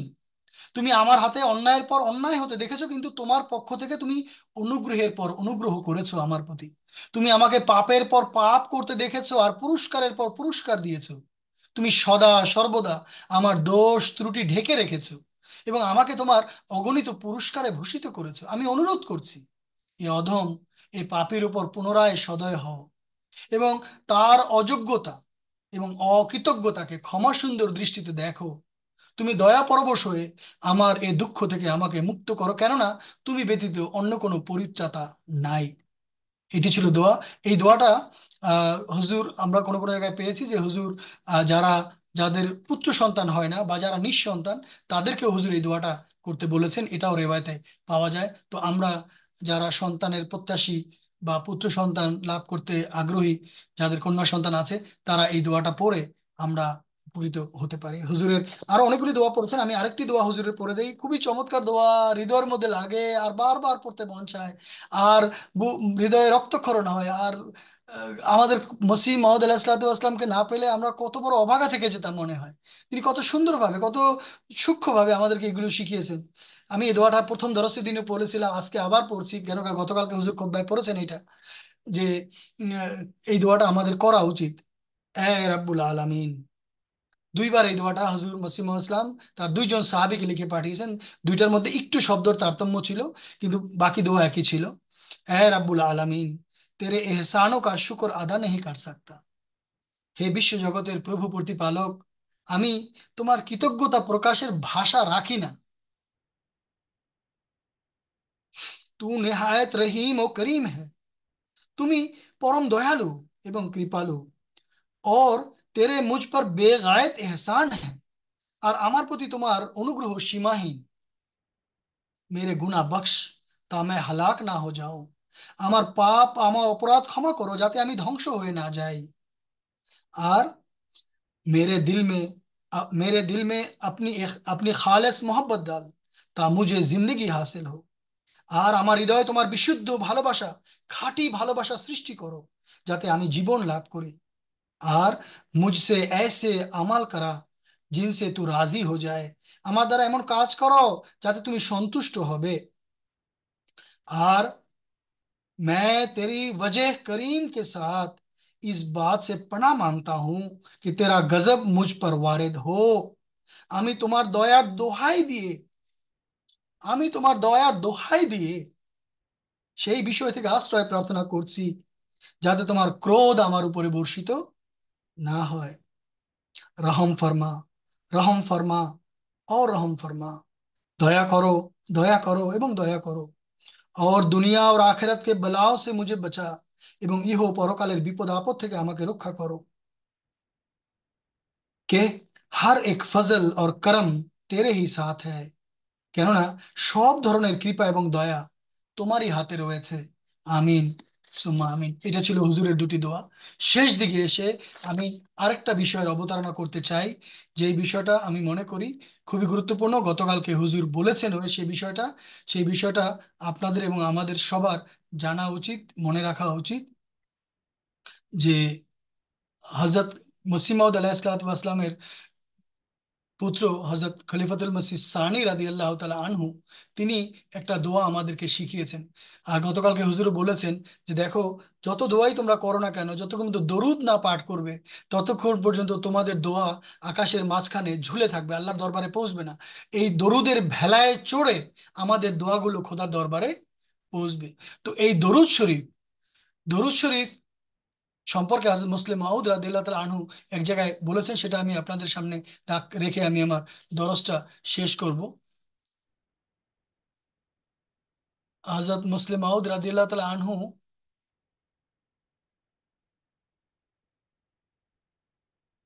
এই যে অনেক সময় খুঁজে পাওয়া যায় না, যে যদিও আমি এটা খুলে খুলে রেখেছি, আহ, দোয়া কবুল হওয়ার জন্য, দোয়া গৃহীত হওয়ার জন্য এই শর্তটা হযরত মুসলিম মাউদ রাদিয়াল্লাহু তাআলা আনহু রেখেছেন। কবুলিয়ত দোয়া কা এক তরিক আজ হযরত মুসলিম মাউদ রাদিয়াল্লাহু তাআলা আনহু, তার ব্যক্তিগত অভিজ্ঞতার আলোকে বলছেন যে দোয়া কবুল হওয়ার রীতিটা আমি তোমাদেরকে বলছি। তিনি বলছেন, मैं अपने मुताल्लिक बताता हूँ, আমি আমার নিজের সম্পর্কে বলছি। जब भी मैं हजरत मसीह मौद अलैहिस्सलाम की कब्र पर दुआ करने के लिए आता हूँ, যখনই আমি হযরত মসিহ মাউদ আলাইহিসসালামের কবরে দোয়া করার জন্য যাই, मैंने ये तरीक रखा हुआ है, আমি এই রীতি অবলম্বন করেছি যে पहले मैं रसूल करीम सल्लल्लाहु अलैहि वसल्लम के लिए दुआ किया करता हूँ। আমি প্রথমে রসুল পাক সাল্লাল্লাহু আলাইহি ওয়াসাল্লামের জন্য দোয়া করি, फिर हजरत मसीह मौद अलैहिस्सलाम के लिए दुआ करता हूँ, एरपर मसीह मौদের জন্য দোয়া করি। और दुआ क्या करता हूँ? दुआ ये करता हूँ कि या अल्लाह, हे अल्लाह, मेरे पास कोई ऐसी चीज नहीं जो मैं अपने इन बुजुर्गों की खिदमत में तोहफा के तौर पर पेश कर सकूं। হে আল্লাহ, আমার কাছে এমন কিছু নাই যা আমি উপহার হিসাবে আমার এই বুজুর্গদেরকে অর্থাৎ আল্লাহ রসুল এবং মসিহ মাউদের খেদমতে পেশ করতে পারবো। मेरे पास जो चीजें हैं वो उन्हीं की, जो जो चीजें हैं वो उन्हीं को ही फायदा नहीं दे सकता, उन्हें कोई फायदा नहीं दे सकता। আমার কাছে যেগুলো আছে এগুলো তাদের কোনো কাজে আসবে না। अलबत्ता मेरे पास सब कुछ है, इसलिए मैं अलबत्ता तेरे पास अलबत्ता तेरे पास सब कुछ है, যদিও তোমার কাছে সবকিছু আছে, इसलिए मैं तुझसे दुआ और इल्तिजा करता हूँ, এজন্য আমি তোমার কাছে দোয়া এবং প্রার্থনা করছি। तू मुझ पर एहसान फरमा, তুমি আমার প্রতি করুণা করো, অনুগ্রহ করো। मेरी तरफ से उन्हें जन्नत में कोई ऐसा तोहफा अता फरमा, আমার পক্ষ থেকে তাদেরকে জান্নাতে এমন কোনো উপহার দাও जो इससे पहले उन्हें जन्नत में ना मिला हो, যা জান্নাতে ইতিপূর্বে তারা কখনো লাভ করেননি। তো वो जरूर पूछते हैं, তখন তারা অর্থাৎ নবী করিম সাল্লাল্লাহু আলাইহি ওয়াসাল্লাম এবং মসিহ মাউদ আলাইহিসসালাতু ওয়াসাল্লাম অবশ্যই জিজ্ঞেস করবেন, ইয়া আল্লাহ, ये तोहफा किसकी तरफ से आया? হে আল্লাহ, এই উপহার কার কাছ থেকে এসেছে? और जब खुदा उन्हें बताता है, কিন্তু এরপর যখন আল্লাহ তাআলা তাদেরকে বলেন तू, वो उसके लिए दुआ करते हैं, तू, तो वो उसके लिए सॉरी तो वो उसके लिए দোয়া করতে हैं, তখন সেই বুজুর্গগণ অর্থাৎ রসুল পাক সাল্লাল্লাহু আলাইহি ওয়াসাল্লাম এবং মহানবী সাল্লাল্লাহু আলাইহি ওয়াসাল্লাম আর মসিহ মাউদ আলাইহিস সালাম তার জন্য দোয়া করেন। और इस तरह দোয়া करने वाले के মাদারিজ भी बुलंद होते हैं, এভাবে যে ব্যক্তি দোয়া করেন তার পদমর্যাদাও ধীরে ধীরে ক্রমান্বয়ে উন্নত হতে থাকে। আর ইয়ে বাত কোরআন और अहादीस से साबित है, এবং আমি যে দোয়ার পদ্ধতি অবলম্বন করেছি এটা কোরআন এবং হাদিস দ্বারা প্রমাণিত। इस्लाम का इस्लाम का मुसल्लमा असल है और कोई शख्स इससे इनकार नहीं कर सकता। ইসলামের মধ্যে সবাই এটা স্বীকৃত এবং কেউ একে অস্বীকার করতে পারে না कि दुआएं मरने वाले को जरूर फायदा पहुंचाती है, মৃত ব্যক্তিদের জন্য দোয়া কাজে আসে। कुरान करीम ने भी ফাহাইয়ু বি আহসানা মিনহা कहकर इस तरफ तवज्जो दिलाई है, পবিত্র কোরআনও এই শব্দ বলে আমাদের দৃষ্টি আকর্ষণ করেছে, যারা জীবিত আছো তোমরা কল্যাণ ভালো কাজ করো যাতে তোমাদের মৃত্যুরা তোমাদের কাছ থেকে উপকৃত হয়, সদগায়ে জারিয়া তোমাদের কাছ থেকে লাভ করে। जब तुम्हें कोई शख्स तोहफा पेश करे, যখন কেউ তোমাদেরকে কোনো উপহার দেয়, তো तुम उससे बेहतर तोहफा उसको दो, वरना कम से कम उतना तोहफा तो जरूर दो जितना उसने दिया। যখন তোমাকে কেউ কোনো উপহার দেয় তখন তুমি কমপক্ষে তাকে ততটুকু উপহার দাও যতটুকু সে দিয়েছে, নতুবা তার চেয়ে বাড়িয়ে দাও। कुरान करीम की इस आयत के मुताबिक जब हम रसूल करीम सल्लल्लाहु अलैहि वसल्लम या हजरत मसीह मौद अलैहिस्सलातु वस्सलाम के लिए दुआ करेंगे, পবিত্র কোরআনের এই আয়াতের আলোকে বা শিক্ষার আলোকে আমরা যখন আল্লাহ রসুল এবং মসিহ মৌদের জন্য দোয়া করব और उन पर दरूद और सलाम भेजेंगे, তাদের প্রতি দরুদ এবং সালাম প্রেরণ করব, তো খোদা তাআলা हमारी तरफ से इस दुआ के नतीजे में তখন আল্লাহ তাআলা আমাদের পক্ষ থেকে এই দোয়ার বদৌলতে उन्हें कोई तोहफा पेश कर देगा, তাদেরকে কোনো না কোনো উপহার দিবেন যা জান্নাতে তার আগে কখনো পায়নি। हम नहीं जानते कि जन्नत में क्या क्या नेमतें हैं, আমরা জানি না জান্নাতে কি কি নিয়ামত আছে, मगर আল্লাহ তাআলা তো उन नेमतों को खूब जानता है, কিন্তু আল্লাহ তাআলা ভালো জানেন যে সেই নিয়ামতগুলো কি এবং কোথায় আছে। इसलिए जब हम दुआ करेंगे, এই জন্য যখন আমরা এই দোয়া করব, इलाही, हे আমাদের খোদা, তু রসুল করিম সাল্লাল্লাহু अलैहि वसल्लम को कोई ऐसा तोहफा दे, তুমি মহানবী সাল্লাল্লাহু আলাইহি ওয়াসাল্লামকে এমন কোন উপহার দাও जो इससे पहले उन्हें ना मिला हो, যা এর পূর্বে তিনি পাননি। तो ये लाजिमी बात है, তাহলে এটি আবশ্যক বিষয় যে जब वो तोहफा उन्हें दिया जाता होगा तो साथ ही अल्लाह ताला की तरफ से ये भी बताया जाता होगा, যখন এই উপহার তাকে দেওয়া হবে তখন আল্লাহর পক্ষ থেকে তাকে এই কথাও বলে দেওয়া হবে, ये फला शख्स की तरफ से तोहफा है, এই উপহারটা অমুক ব্যক্তির পক্ষ থেকে। फिर किस तरह हो सकता है कि इस इल्म के बावजूद वो चुप कर बैठे रहेंगे?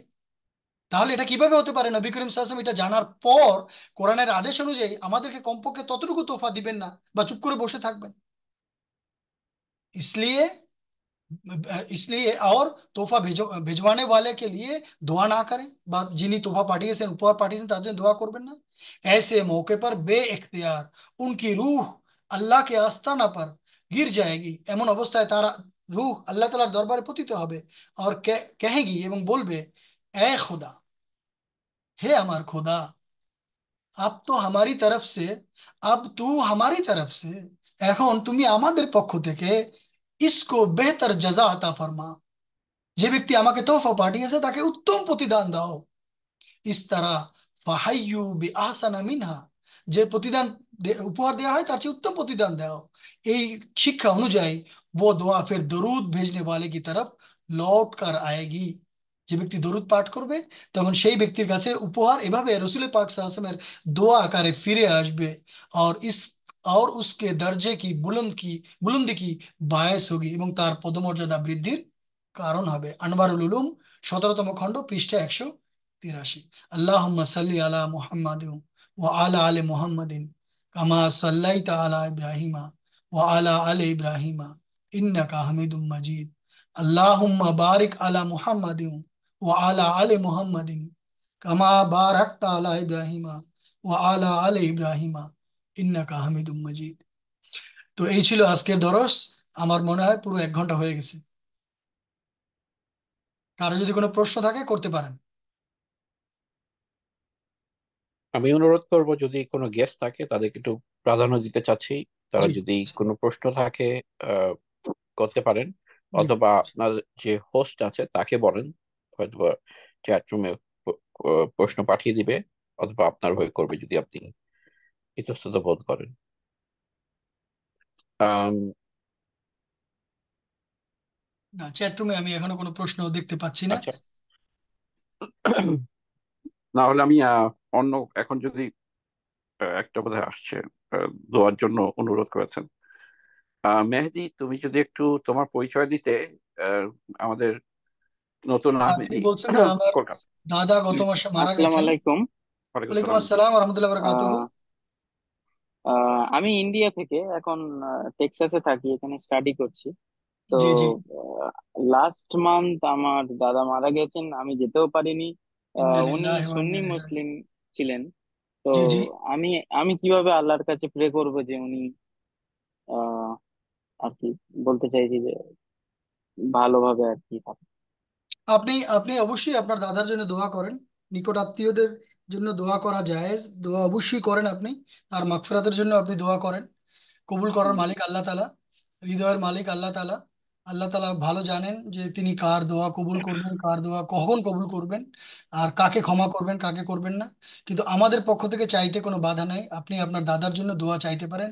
তিনি মোমেন মুসলমান ছিলেন, তিনি আল্লাহ রসুলকে মেনেছেন। তাই আপনার দাদা ইমাম মাহাদি আসিমকে না না মানলেও কোনো অসুবিধা নেই, আপনি আপনার দাদার জন্য দোয়া করতে পারেন। ঠিক আছে? জাযাকাল্লাহ। আহ মীর সাহেব কেউ একজন লিখেছেন, আমি জানি না মীর সাহেব, তিনি বলছেন আমরা উল্লেখিত দোয়াগুলো কিভাবে পেতে পারি। ইনশাআল্লাহ, আমি জানি না আপনি আমেরিকা না কানাডার গ্রুপে আছেন। আমরা হুজুরের এই খুতবাটা আমরা এটার উপরে কাজ করছি। এটা এখনো আমি জাস্ট মাঝখান থেকে কিছু অংশ বাছাই করে নিয়েছি। আমরা পুরো খুতবাটা ইনশাআল্লাহ পিডিএফ আকারে আপনাদের গ্রুপে শেয়ার করে দিব ইনশাআল্লাহ। আগামী 2-1 দিনের মধ্যে আপনারা পেয়ে যাবেন ভাই। ঠিক আছে? আর বাকি আরবি যে দোয়াগুলো আছে সেটা আমাদের আলফাজলে এসছে। ওই ফাইলটা অলরেডি গতকালকে শেয়ার করা হয়েছে, এবং আমেরিকা কানাডার জামাতও বোধহয় এটা করেছে আমি যতটুকু জানি। তো সেখান জি। থেকেও আপনি দোয়াগুলো পড়তে পারেন।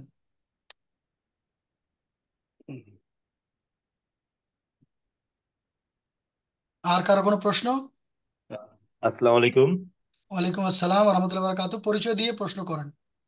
জি, মাসিউল হাসান, ব্রাসেলস থেকে। জি জি। আমার এই যে আমাদের ইন্ডিয়ার যে ভাই প্রশ্ন করলো ওটার সাথে রিলেটেড আমার অ্যাকচুয়ালি দুইটা প্রশ্ন আছে। প্রথম প্রশ্নটা ওই ভাইয়ের সাথে রিলেটেড, সেটা হচ্ছে গিয়ে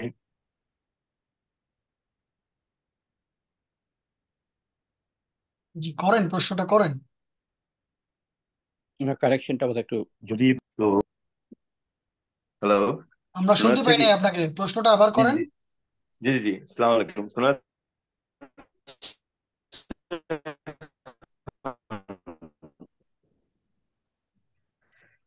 আপনার পারেন তো কানেকশনটা আল্লাহ একটু পাক দুর্বল। কোনো মানে, জি আসসালামু আলাইকুম, শোনা যাচ্ছে কি? হ্যাঁ, শোনা যাচ্ছে, এখন শোনা যাচ্ছে, আপনি করেন প্লিজ। জি জি জি জি। যারা সুইসাইড করেন তাদের তো মনে হয় কোনো জাজমেন্ট হয় না, মানে এরকমই শোনা মানে গেছে। যদি তো মনে করেন যে নিকট আত্মীয়র ভিতরে যদি এরকম কেউ থাকে, তাহলে তার জন্য কি প্রার্থনা করা যায় কিনা দেখেন আল্লাহর কাছে? দেখেন নবী করিম সাল্লাল্লাহু আলাইহি জি জাযাকাল্লাহ, ধন্যবাদ প্রশ্নের জন্য। নবী করিম সাল্লাল্লাহু আলাইহি ওয়াসাল্লাম যারা আত্মহত্যা করেছেন তাদের জানাজা তিনি পড়েননি, পছন্দ করেননি। কিন্তু কিন্তু কোন মুসলমানের লাশ জানাজা ছাড়া দাফন করতেও বারণ করেছেন, তিনি পড়েন নাই, অন্যরা পড়েছেন। তো নবী করিম সাল্লাল্লাহু আলাইহি ওয়াসাল্লাম তার জন্য মাগফিরাতে দোয়া করেন নাই, কিন্তু অন্যরা জানাজা পড়ে তার জন্য দোয়া করেছেন। তাই আপনার যদি কোনো নিকটাত্মীয় এরকম কোনো ভুল করে ফেলে, আপনি তার জন্য ক্ষমা প্রার্থনা করতে পারেন। আল্লাহ তাআলা দয়ালু। আমি জানি না যে আত্মহত্যা করেছে কোন পরিস্থিতিতে, কি কারণে, কেন করেছে। আল্লাহ তালা চাইলে দয়া পরবশ হতে পারেন, কিন্তু আপনার দোয়া করতে কোনো বাধা নেই। ঠিক আছে, কিন্তু নবী করিম সাল্লাল্লাহু আলাইহি ওয়াসাল্লাম তিনি এটাকে অপছন্দ করেছেন। তার আদর্শ যেহেতু অনুসরণীয়, তাই এটি আদর্শ স্থানীয় না। তো এই জন্য আমাদের জামাতের যারা কর্মকর্তা বা জামাতের যারা দায়িত্বশীল থাকেন, তাদেরকেও বলা হয় যে এরকম কোনো দুর্ঘটনা যদি কোথাও কদাচিৎ ঘটে, তাহলে যেন জামাতের কর্মকর্তারা সেখানে তার জানাজা না পড়ে। ঠিক আছে, আপনি ব্যক্তিগতভাবে আপনার আত্মীয়ের জন্য করতে পারেন। জি জি আসসালামু আবরার সাহেব, আলাইকুম। আবরার জি সাহেব আপনার প্রশ্ন হাত মোনাল তুলেছেন সাহেব, আগে। আমার আরেকটা প্রশ্ন ছিল মোনাল সাহেব। জি বলেন। জি, আরেকটা প্রশ্ন হচ্ছে কি, কোরআন যে সিনক্রোনাইজ ভাবে সাজানো হয়ে মানে হয়েছে, সূরা ফাতিহা বাকারা জি জি জি কিভাবে বেজে গেছে, তো জি এটা আমরা জানি যে ফেরেশতার সাহায্যে রাসূল পাক সাল্লাল্লাহু আলাইহি ওয়াসাল্লাম উনি করেছেন, কিন্তু এটার কি ডিটেলস আর কিছু জানা যায় যে কিভাবে করছেন? কারণ এক জি এক সময় একটা জি আয়াত আসছে। ডিটেলস জানা যায়, আপনি জানবেন। আমি সংক্ষেপে শুধু বলে দেই, পবিত্র কোরআন আরম্ভ হয়েছিল ছোট সূরা দিয়ে। সেই কোরআনের শেষ দিকে যে সূরাগুলি আছে, ছোট সূরাগুলো, এগুলি মক্কায় অবতীর্ণ হয়েছে বেশিরভাগ। এগুলো বেশিরভাগ মক্কায় অবতীর্ণ হয়েছে, কোনোটা মদিনায়ও অবতীর্ণ হয়েছে, মক্কা মদিনায় দুই জায়গায় অবতীর্ণ হয়েছে। যেহেতু মুসলমানরা প্রথম দিকে এতটা ইমানদার ছিল না, এতটা আধ্যাত্মিকভাবে উন্নত পর্যায়ের ছিল না, তাদেরকে ধীরে ধীরে ধীরে ধীরে আল্লাহ তালা শিখিয়েছেন। যেভাবে ক্লাস 1 ক্লাস 2 এভাবে করে ক্লাস 5, এভাবে metric, intermediate, honours, masters, PhD পর্যন্ত যায়, ঠিক এভাবে কোরআন ধীরে ধীরে শেখানো হয়েছে। নবী করিম সাল্লাল্লাহু আলাইহি ওয়াসাল্লাম যখন মক্কা জীবন পার করে মদিনায় গেলেন, তখন বড় বড় সূরাগুলো অবতীর্ণ হয়েছে। কিন্তু যখন কোরআন পুরো অবতীর্ণ হয়ে গেছে, তখন আল্লাহর কাছ থেকে ফেরেশতা এসে নবী করিম সাল্লাল্লাহু আলাইহি ওয়াসাল্লামকে বলেছেন, এই আয়াতটা অমুক জায়গায় রাখো, এইটা অমুক সূরার মধ্যে রাখো, এইটা অমুক জায়গায় রাখো। কেন? আল্লাহ তাআলা যখন দেখলেন যে আমার উম্মত তারা এতটা তরবিয়ত প্রাপ্ত হয়ে গেছে, এতটা আধ্যাত্মিকভাবে প্রশিক্ষণ প্রাপ্ত হয়ে গেছে, যে এখন তাদেরকে আর ওই ছোট বিষয় আগে আর বড় বিষয় পরে বলার দরকার নাই, এখন আমি তাদেরকে এক সিরিয়ালে বুঝাতে থাকবো। এই জন্য আল্লাহ তাআলা এভাবে কোরআনের আয়াতগুলোকে এভাবে বিন্যাস করিয়েছেন এবং কোরআনের সূরাগুলোকে এভাবে বিন্যাস করিয়েছেন। সংক্ষেপে এই হচ্ছে উত্তর। আর আরেকটা কথা এখানে বলে দিই, অনেকে বলে যে আল্লাহ তালা কোরআনের ছোট সূরাগুলো পরে রাখছেন, বড় সূরাগুলো আগে রাখছেন, এর হিকমত কি? এই কথাটা ঠিক না। পবিত্র কোরআন শুরুই হয়েছে ছোট একটা সূরা দিয়ে, সূরা ফাতিহা। আর নাম রাখা হচ্ছে সূরা ফাতিহা। এটা কোরআন খুলে এই সূরার মাধ্যমে। পবিত্র কোরআনের মধ্যে যা কিছু আছে, এই সূরা ফাতিহার মধ্যে তা কিছু আছে। আবার পবিত্র কোরআন আল্লাহ তালা এমন একটা ছোট সূরা দিয়ে শেষ করছেন, পবিত্র কোরআনের মূল যে শিক্ষা তা হচ্ছে খোদার তৌহিদ বা একত্ববাদ। আপনি দেখবেন একদম শেষ সূরাটা, সূরা নাস, এটার মধ্যে একদম খালেস খোদা তাআলার তৌহিদের কথা বলা হয়েছে। একেবারে খোদা তাআলার বিশুদ্ধ একত্ববাদের শিক্ষা দেওয়া হয়েছে। তো পুরো কোরআন একেবারে আল্লাহ তাআলা বিশদভাবে বর্ণনা করে গেছেন, এবং শেষ দিকে গিয়ে ছোট ছোট সূরাগুলিতে এর সামারি আবার আল্লাহ তাআলা বর্ণনা করে দিয়েছেন। আপনারা যখন বিভিন্ন অ্যাসাইনমেন্ট জমা দেন, আপনি কি করেন? আপনি পুরো একটা অ্যাসাইনমেন্ট লিখেন, কিন্তু প্রথম দিকে বুলেট পয়েন্টগুলো লেখেন, অথবা শেষ দিকে বুলেট পয়েন্টগুলো টুকে দেন। আবার ঠিক একইভাবে আল্লাহ তাআলা আমাদেরকে বিশদভাবেও শিখিয়েছেন, পরবর্তীতে আবার আমাদের স্মরণ রাখার জন্য সামারি করেও বুঝিয়ে দিয়েছেন। সংক্ষেপে এটাই উত্তর। নাসির ভাইয়ের প্রশ্ন ছিল। আসসালামু আলাইকুম মৌলানা সাহেব। ওয়ালাইকুম আসসালাম রহমতুল্লাহ বারাকাতুহু। ভালো আছেন মৌলানা সাহেব? জি আলহামদুলিল্লাহ ভালো আছি। প্রশ্নটি করুন ভাই। হ্যাঁ, আমার প্রশ্নটা হলো, প্রশ্ন না, এরকম এমন যদি সিচুয়েশন হয় যে আহ, নন আহমদিরা অনেকে জানে যে আহমদিরা গায়র আহমদীদের পেছনে নামাজ পড়ে না। তো তখন এই গায়র আহমদীরা চেষ্টা করে যে আহমদীদেরকে তাদের পিছনে নামাজ পড়ানোর। এমন একটা ঘটনা আছে, আমার চাচা অনেকদিন আগে বাজারের পাশে দিয়ে যাচ্ছিলেন, তখন এই গায়র আহমদী মৌলানারা ধরে বললো কে, আয় আমাদের সাথে নামাজ পড়। তো বলতেছে নামাজ কিছুতেই পড়বে না, তখন মেরে ধরে ছেড়ে দিয়েছে। তো হুম, গত কয়েকদিন আগে আবার আমাদেরকে কিছু নন আহমদি আমাদের মসজিদে আসছিল, তারা আমাদেরকে আবার দাওয়াত দিল, তো আমাদের পিছনে তারা নামাজ পড়লো, এখন আমাদেরকে বলতেছে তাদের মসজিদেও ইফতারি করার জন্য। জি। তো আমি তখন কথাটা মনে হইলো যে আসলে এই অবস্থায় কি করণীয়।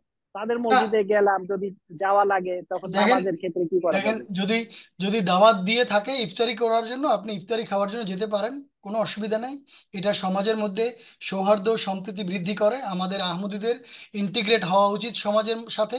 আমাদের আহমদী বন্ধুদের সঙ্গে আমাদের মেলামেশা করা উচিত, ভালো মন্দের আদান প্রদান করা উচিত। কিন্তু যেহেতু ইমামের প্রশ্ন, আল্লাহর মনোনীত ইমামকে যারা মানে নাই, জগতের ইমামের, সেই জগতের ইমামের পিছনে আমরা নামাজ পড়তে পারি না। আপনাকে স্পষ্টভাবে বলে দিতে হবে, ভাই আমি তোমার পিছনে নামাজ পড়তে পারবো না। ওই মসজিদে আপনি নামাজ পড়তে পারবেন, একা নামাজ পড়তে পারবেন, বা জামাতও করতে পারবেন। যদি তারা পরে পড়লো বা আপনারা আপনার মিলে জামাত পড়তে পারবেন, কিন্তু তাদের পিছনে পড়তে পারবেন না। এটাই তো ইমানের প্রশ্ন ভাই, এটাই গায়রাতের প্রশ্ন।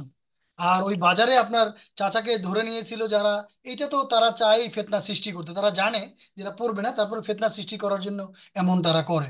তো ওর মধ্যে না জড়ানোই ভালো, বেঁচে থাকার চেষ্টা করা উচিত। আপনার চাচা মার খেয়েছেন আল্লাহর খাতিরে, বা হযরত মসিহ মাউদ আলাইহিসসালামের ভালোবাসায়, রসুলের আদেশ মেনে, আল্লাহ তাআলা তাকে এর প্রতিদান প্রতিদান দিবেন। আসসালামু আলাইকুম। ওয়ালাইকুম আসসালাম রহমতুল্লাহ বারাকাতুহু। একজন লোক হাত তুলে রাখছে, ওই লোকটাকে আমি পাচ্ছি না। কে বলতে চান বলেন প্লিজ। যে একটা প্রশ্ন ছিল যে মানে আমাদের আহমদীদের ভিতরে যদি মানে কোনো মানে ভুল বোঝাবুঝি হয়, একজন আরেকজনের উপরে যদি একটু রাগ করে থাকি, তো এটার সম্পর্কে যদি কিছু বলতেন। দেখেন, এটা এটা একটা চমৎকার কথা বলছেন শোয়েব সাহেব, আমি বুঝতে পারছি আপনি শোয়েব আবুল কালাম সাহেব বলছেন, তাই না? জি। জি, এইটা একটা চমৎকার কথা বলছেন। নবী আকরাম সাল্লাল্লাহু আলাইহি ওয়াসাল্লাম তিনি ছিলেন আদর্শ শিক্ষক। পৃথিবীর বা জগতের এমন কোনো প্রয়োজন নেই যার শিক্ষা তিনি দিয়ে যান নাই। তিনি বলেছেন যদি কোনো মুসলমান কোনো মুসলমানের সঙ্গে রাগ করে, 3 দিনের বেশি যেন সে রাগ করে না থাকে। এটা তার ইমানের প্রশ্ন দাঁড়ায় তখন। তো আমরা যদি কোনো কারণে কারো প্রতি কেউ অসন্তুষ্ট হই, তাহলে যেন আমরা এই অসন্তুষ্টি 3 দিনের বেশি ধরে না রাখি। এটা প্লিজ, এটা করবেন না। আমরা খুব মুষ্টিমেয় কিছু মানুষ, আমাদের অবস্থা একটা সাদা চাদরের মতো। এর মধ্যে কোথাও যদি দাগ লাগে, তাহলে এই দাগটা অনেক বড় আকারে দেখা দিবে। যেভাবে পরিষ্কার একটা চাদরে ছোট্ট একটা ময়লার দাগ অনেক বড় দেখা যায়, আমাদের মধ্যে যদি কোনো ভুল বোঝাবুঝি হয়, দুর্বলতা থাকে, এটা অনেক বড় আকারে দেখা দিবে, এবং ওটা অনেক বড় ভুল মানে ক্ষতির কারণ হবে। তো যেই বা যার পক্ষ থেকে এটা হয়েছে, আমি বলবো যে বুঝদার আছেন, মানে এই দুইজনের মধ্যে বা দুই পক্ষের মধ্যে যদি কেউ থাকেন, আমি ঠিক বলতে পারবো না যে কার মধ্যে এটা ঘটেছে। যদি এই দুই পক্ষের মধ্যে কেউ বেশি বুঝদার হন, বেশি নেকি অর্জন করতে চান, তাকে আমি অনুরোধ করবো যে আপনি নিজের থেকে গিয়ে ক্ষমা চান বা মিলমিশ করে ফেলেন, যে ভাই যেটাই হয়েছে মাফ করে দাও, আমরা এটা মিলে যাই, বুক মিলিয়ে নেন। কারণ 3 দিনের বেশি এক মুসলমান আরেক মুসলমানের সাথে যেন রাগ করে না থাকেন। এটা সংক্ষেপে উত্তর। আর এইটার উপরে ইনশাল্লাহ যদি আপনারা কখনো প্রোগ্রাম করেন, আমি হযরত মসিহ মাউদ আলাইহিসসালাম ইসলামী নীতি দর্শন বইতে ডিটেলস আলাপ করেছেন, 8টা পয়েন্ট আছে। আমি সেই 8টা পয়েন্ট উল্লেখ করতে চাই, কারণ এই ব্যাপারটা আমার কানে একবার এসেছিল, তখন আমি এটা নিয়ে একটু গবেষণা করেছিলাম। তো আমি কখনো যদি সুযোগ হয়, আমি এই ব্যাপারে আপনাদেরকে আরো বিস্তারিত জানাবো। সংক্ষেপে এতটুকুই যে 3 দিনের বেশি রাগারাগি ধরে রাখেন না ভাই। জি, আবরার সাহেব আসসালামু আলাইকুম, মাইক অন করে প্রশ্ন করেন। হ্যাঁ, আসসালামু আলাইকুম। তো ওয়ালাইকুম আমার আসসালাম। প্রশ্নটার একটা উত্তর আমার জানা আছে, তারপরে যাতে হচ্ছে যে আপনি এটা কিভাবে উত্তর দিবেন। তো হুম। প্রশ্নটা হচ্ছে যে আমার পরীক্ষা নেবেন আর কি, তাই তো? না না, পরীক্ষা না, মানে আপনার কাছে যদি আরো বেটার অ্যান্সার থাকে। তো আচ্ছা প্রশ্নটা হচ্ছে বলেন। যে একটা ঘটনা হচ্ছে যে মুসলিম রাসূলুল্লাহকে যখন পণ্ডিত লেখরাম সালাম দিয়েছেন, তো উনি তার জবাব দেন না এবং বলছেন যে যে আমার প্রভুকে গালি দেয় আমাকে সালাম দেয়, ইত্যাদি ইত্যাদি। তো জি, এখন যদি কেউ বলে যে এখানে উনি কোরআন শরীফের যে নির্দেশ আছে যে কেউ তোমাকে সালাম দিলে তার বেটার প্রতিদান দাও বা অ্যাটলিস্ট ততটুকু রিপ্লাই করো, তো জি, উনি আহ, ইয়েটাই আর কি, মানে কোরআন শরীফের এই আদেশটা উনি পালন করেন নাই। জি, এবং উনি বলছেন যে যে কোরআন শরীফের 700 আদেশের মধ্যে একটাকেও জি। না মানে সে নিজ হাতে নিজের আহ, ইয়ে নাজাতের মৃত্যু দরজা বন্ধ করে দেয়। হ্যাঁ হ্যাঁ, আপনি, তাহলে এটা হ্যাঁ, এটা আপনি উত্তরটা আপনি কি এটার হবে? কি উত্তর জানেন?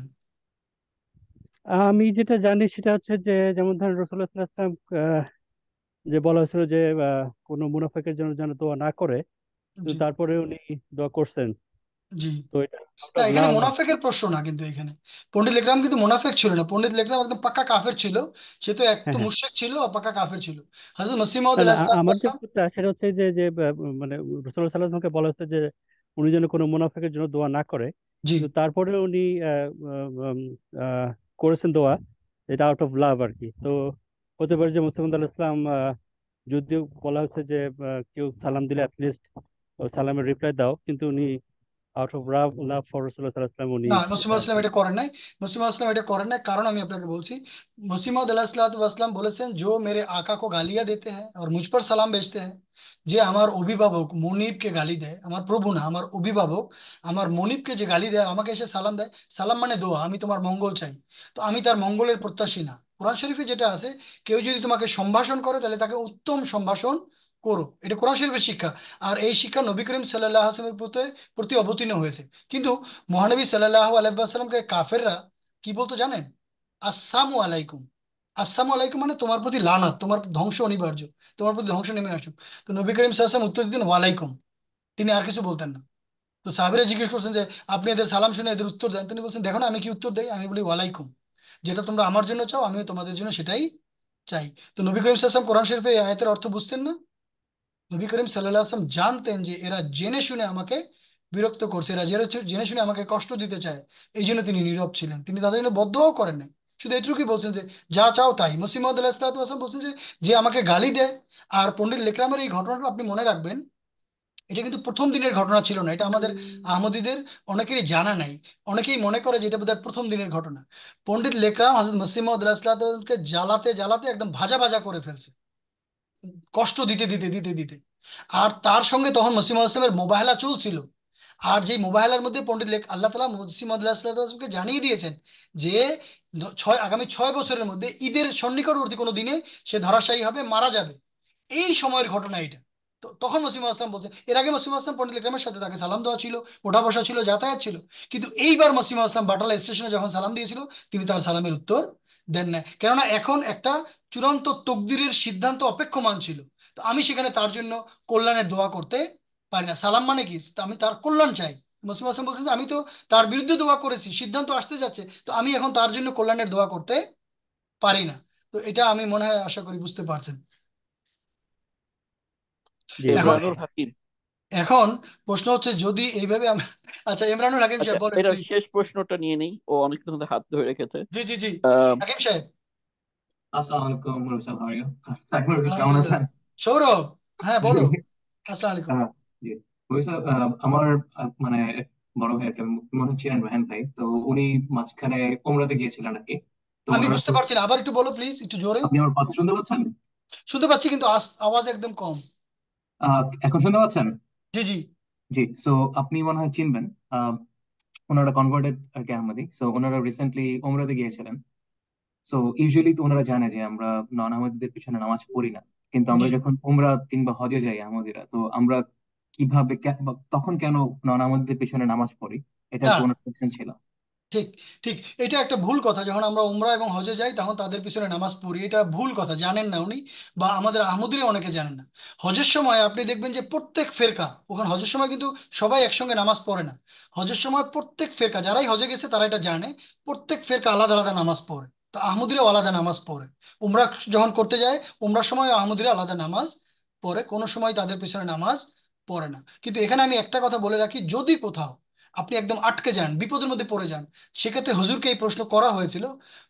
হুজুর বলেছেন যদি কোথাও বিপদে পড়েন আপনি, আপনার ইমান, আপনার গায়রাত, আপনার আত্মাভিমান যেন এটা কোনোভাবে এলাও না করে, কিন্তু কোনো একটা জায়গায় আপনি বাঁচার চেষ্টা করছেন কিন্তু পারছেন না, হঠাৎ করে আপনি মসজিদে নববীতে আছেন বা কাবার মধ্যে আছেন, আজান হয়ে গেছে, নামাজ শুরু হচ্ছে, যখন ওখানে আজান হয় তখন স্রোতের মতো মানুষ ঢুকে, বাইরে কেউ যায় না। আমাদের একজন আহমদি এখানে হুজুরের অফিসে কাজ করেন, সেলিম সাহেব, উনি গিয়েছিলেন। তো আজান দেওয়ার পর উনি যখন বেরিয়ে এসেছেন, তার পেছনে পুলিশ লেগে গেছে এবং ওনাকে মানে উনি অনেক কষ্টে বেঁচে আসছেন এখান থেকে। তো ওই ক্ষেত্রে হুজুর বলেছিলেন যে ওই ক্ষেত্রে তাদের সাথে লাইনে দাঁড়িয়ে নামাজ পড়বে, কিন্তু তুমি তোমার নিজের নিয়াতে এবং নিজের নামাজ পড়বে। এত জরুরি না যে সে যখন সেজদায় গেছে তুমি তখনই সেজদায় যাবে, তুমি তার থেকে 2 সেকেন্ড পরেও যেতে পারো, তুমি তার থেকে 2 সেকেন্ড আগেও যেতে পারো, একই লাইনে দাঁড়িয়ে আছো কিন্তু তুমি নিজের নামাজ পড়ছো। তো আহমদিরা কখনোই তাদের পেছনে নামাজ পড়ে না। এরপরও হুজুর বলছেন যে এরপরও তুমি বাড়িতে ফিরে গিয়ে তুমি তোমার নিজের নামাজ আবার পড়ে নিও। এখানে ভাই ইমামতের প্রশ্ন, এটা অনেক বড় একটা ব্যাপার, ইমানের ব্যাপার। কেননা খোদার পাঠানো ইমামকে যে মানে নাই, সেই ইমামকে আমি আমার ইমাম বানাতে পারি না। খোদার বানানো ইমামকে যে কাফের বলেছে, তাকে আমি আমার ইমাম বানাতে পারি না, এটা হজের সময় হোক আর যে কোনো সময় হোক। আমি ওমরাতে গিয়েছিলাম আল্লাহর ফজলে, আমি তো তাদের পেছনে পড়ি নাই। আমি একদিন মদিনাতে আমি এশার নামাজের সময় বিপদে পড়েছিলাম, তো আমি আমার নামাজ পড়েছি। তো এইটাই উত্তর বাস। আমি আহ আশা করি উত্তর পেয়ে গেছেন। জি, তারেক সাহেব, আমি অনুরোধ করব, শেষে আমরা যেহেতু সবাই রোজা রেখেছে, আচ্ছা আরেকটা শেষ প্রশ্ন একজনা করতে চাচ্ছেন, উনি যদি করতেন, তারপর আমরা দোয়ার জি, মাধ্যমে শেষ করি। আহনাফ আহনাফ হাসান, আমি ভুল না করলে, নিউ জি ইয়র্ক থেকে, তাই না? জি, ইসলাম আলাইকুম এমএস সাহেব, ওয়ালাইকুম ভালো আসসালাম। আছেন? জি, আমি ভালো আছি, তোমরা ভালো আছো? জি জি, ভালো। প্লিজ। তো আমার এক পরিচিত বন্ধু আমাকে কোয়েশ্চেন করছিল যে হজে গেলে তো আমরা আমরা জানি যে আমরা ইমামের যে আমাদের ইমামকে মানে নেই তাদের পিছনে নামাজ পড়তে পারবো না।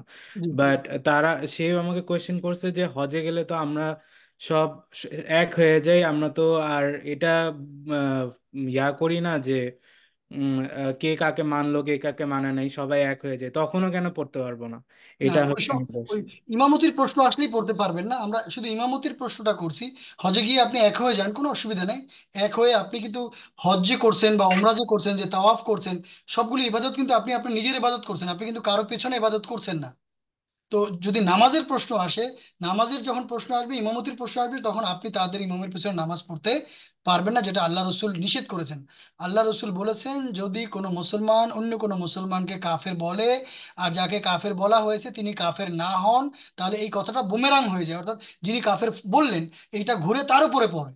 তো আজকে যেহেতু আমাদেরকে কাফের বলেছে, আমি আপনাদেরকে আপনাদের জ্ঞাতার্থে বলে দেই, হযরত মসিহ মাউদ আলাইহিসসালাম 1889 সনে আহমদিয়া জামাত প্রতিষ্ঠা করেছেন। 1991 সন পর্যন্ত, 1891 পর্যন্ত, অর্থাৎ 2 বছর তিনি আহমদীদের পেছনে নামাজ পড়েছেন, আমরা পড়েছি।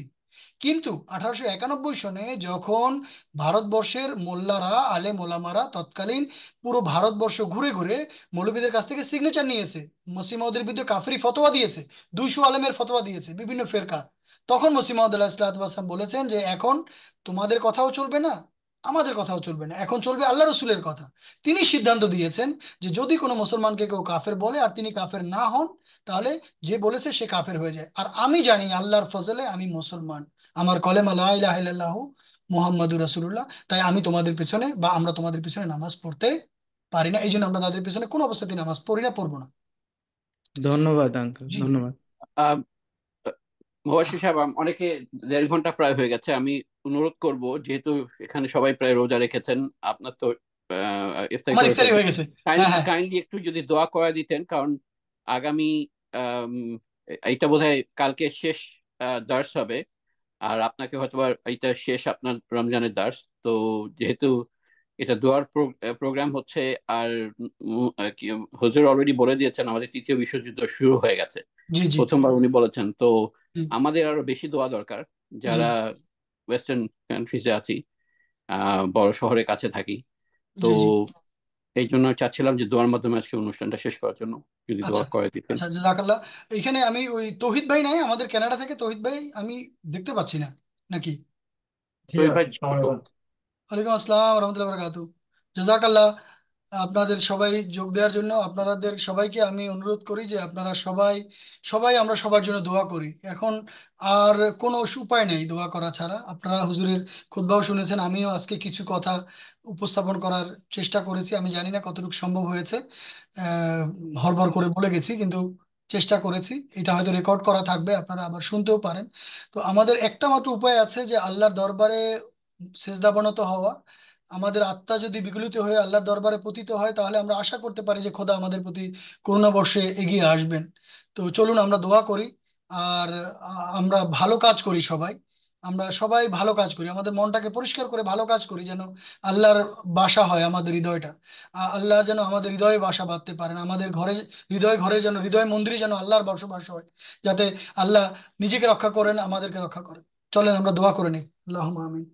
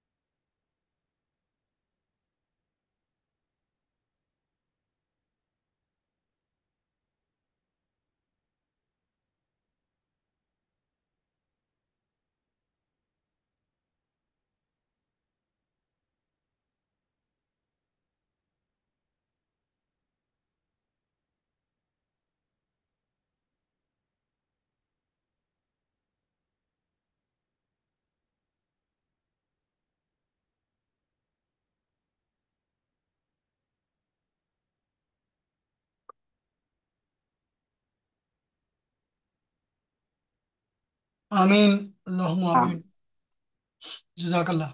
আমি সালাম আলাইকুম। সালাম রহমতুল্লাহ। আচ্ছা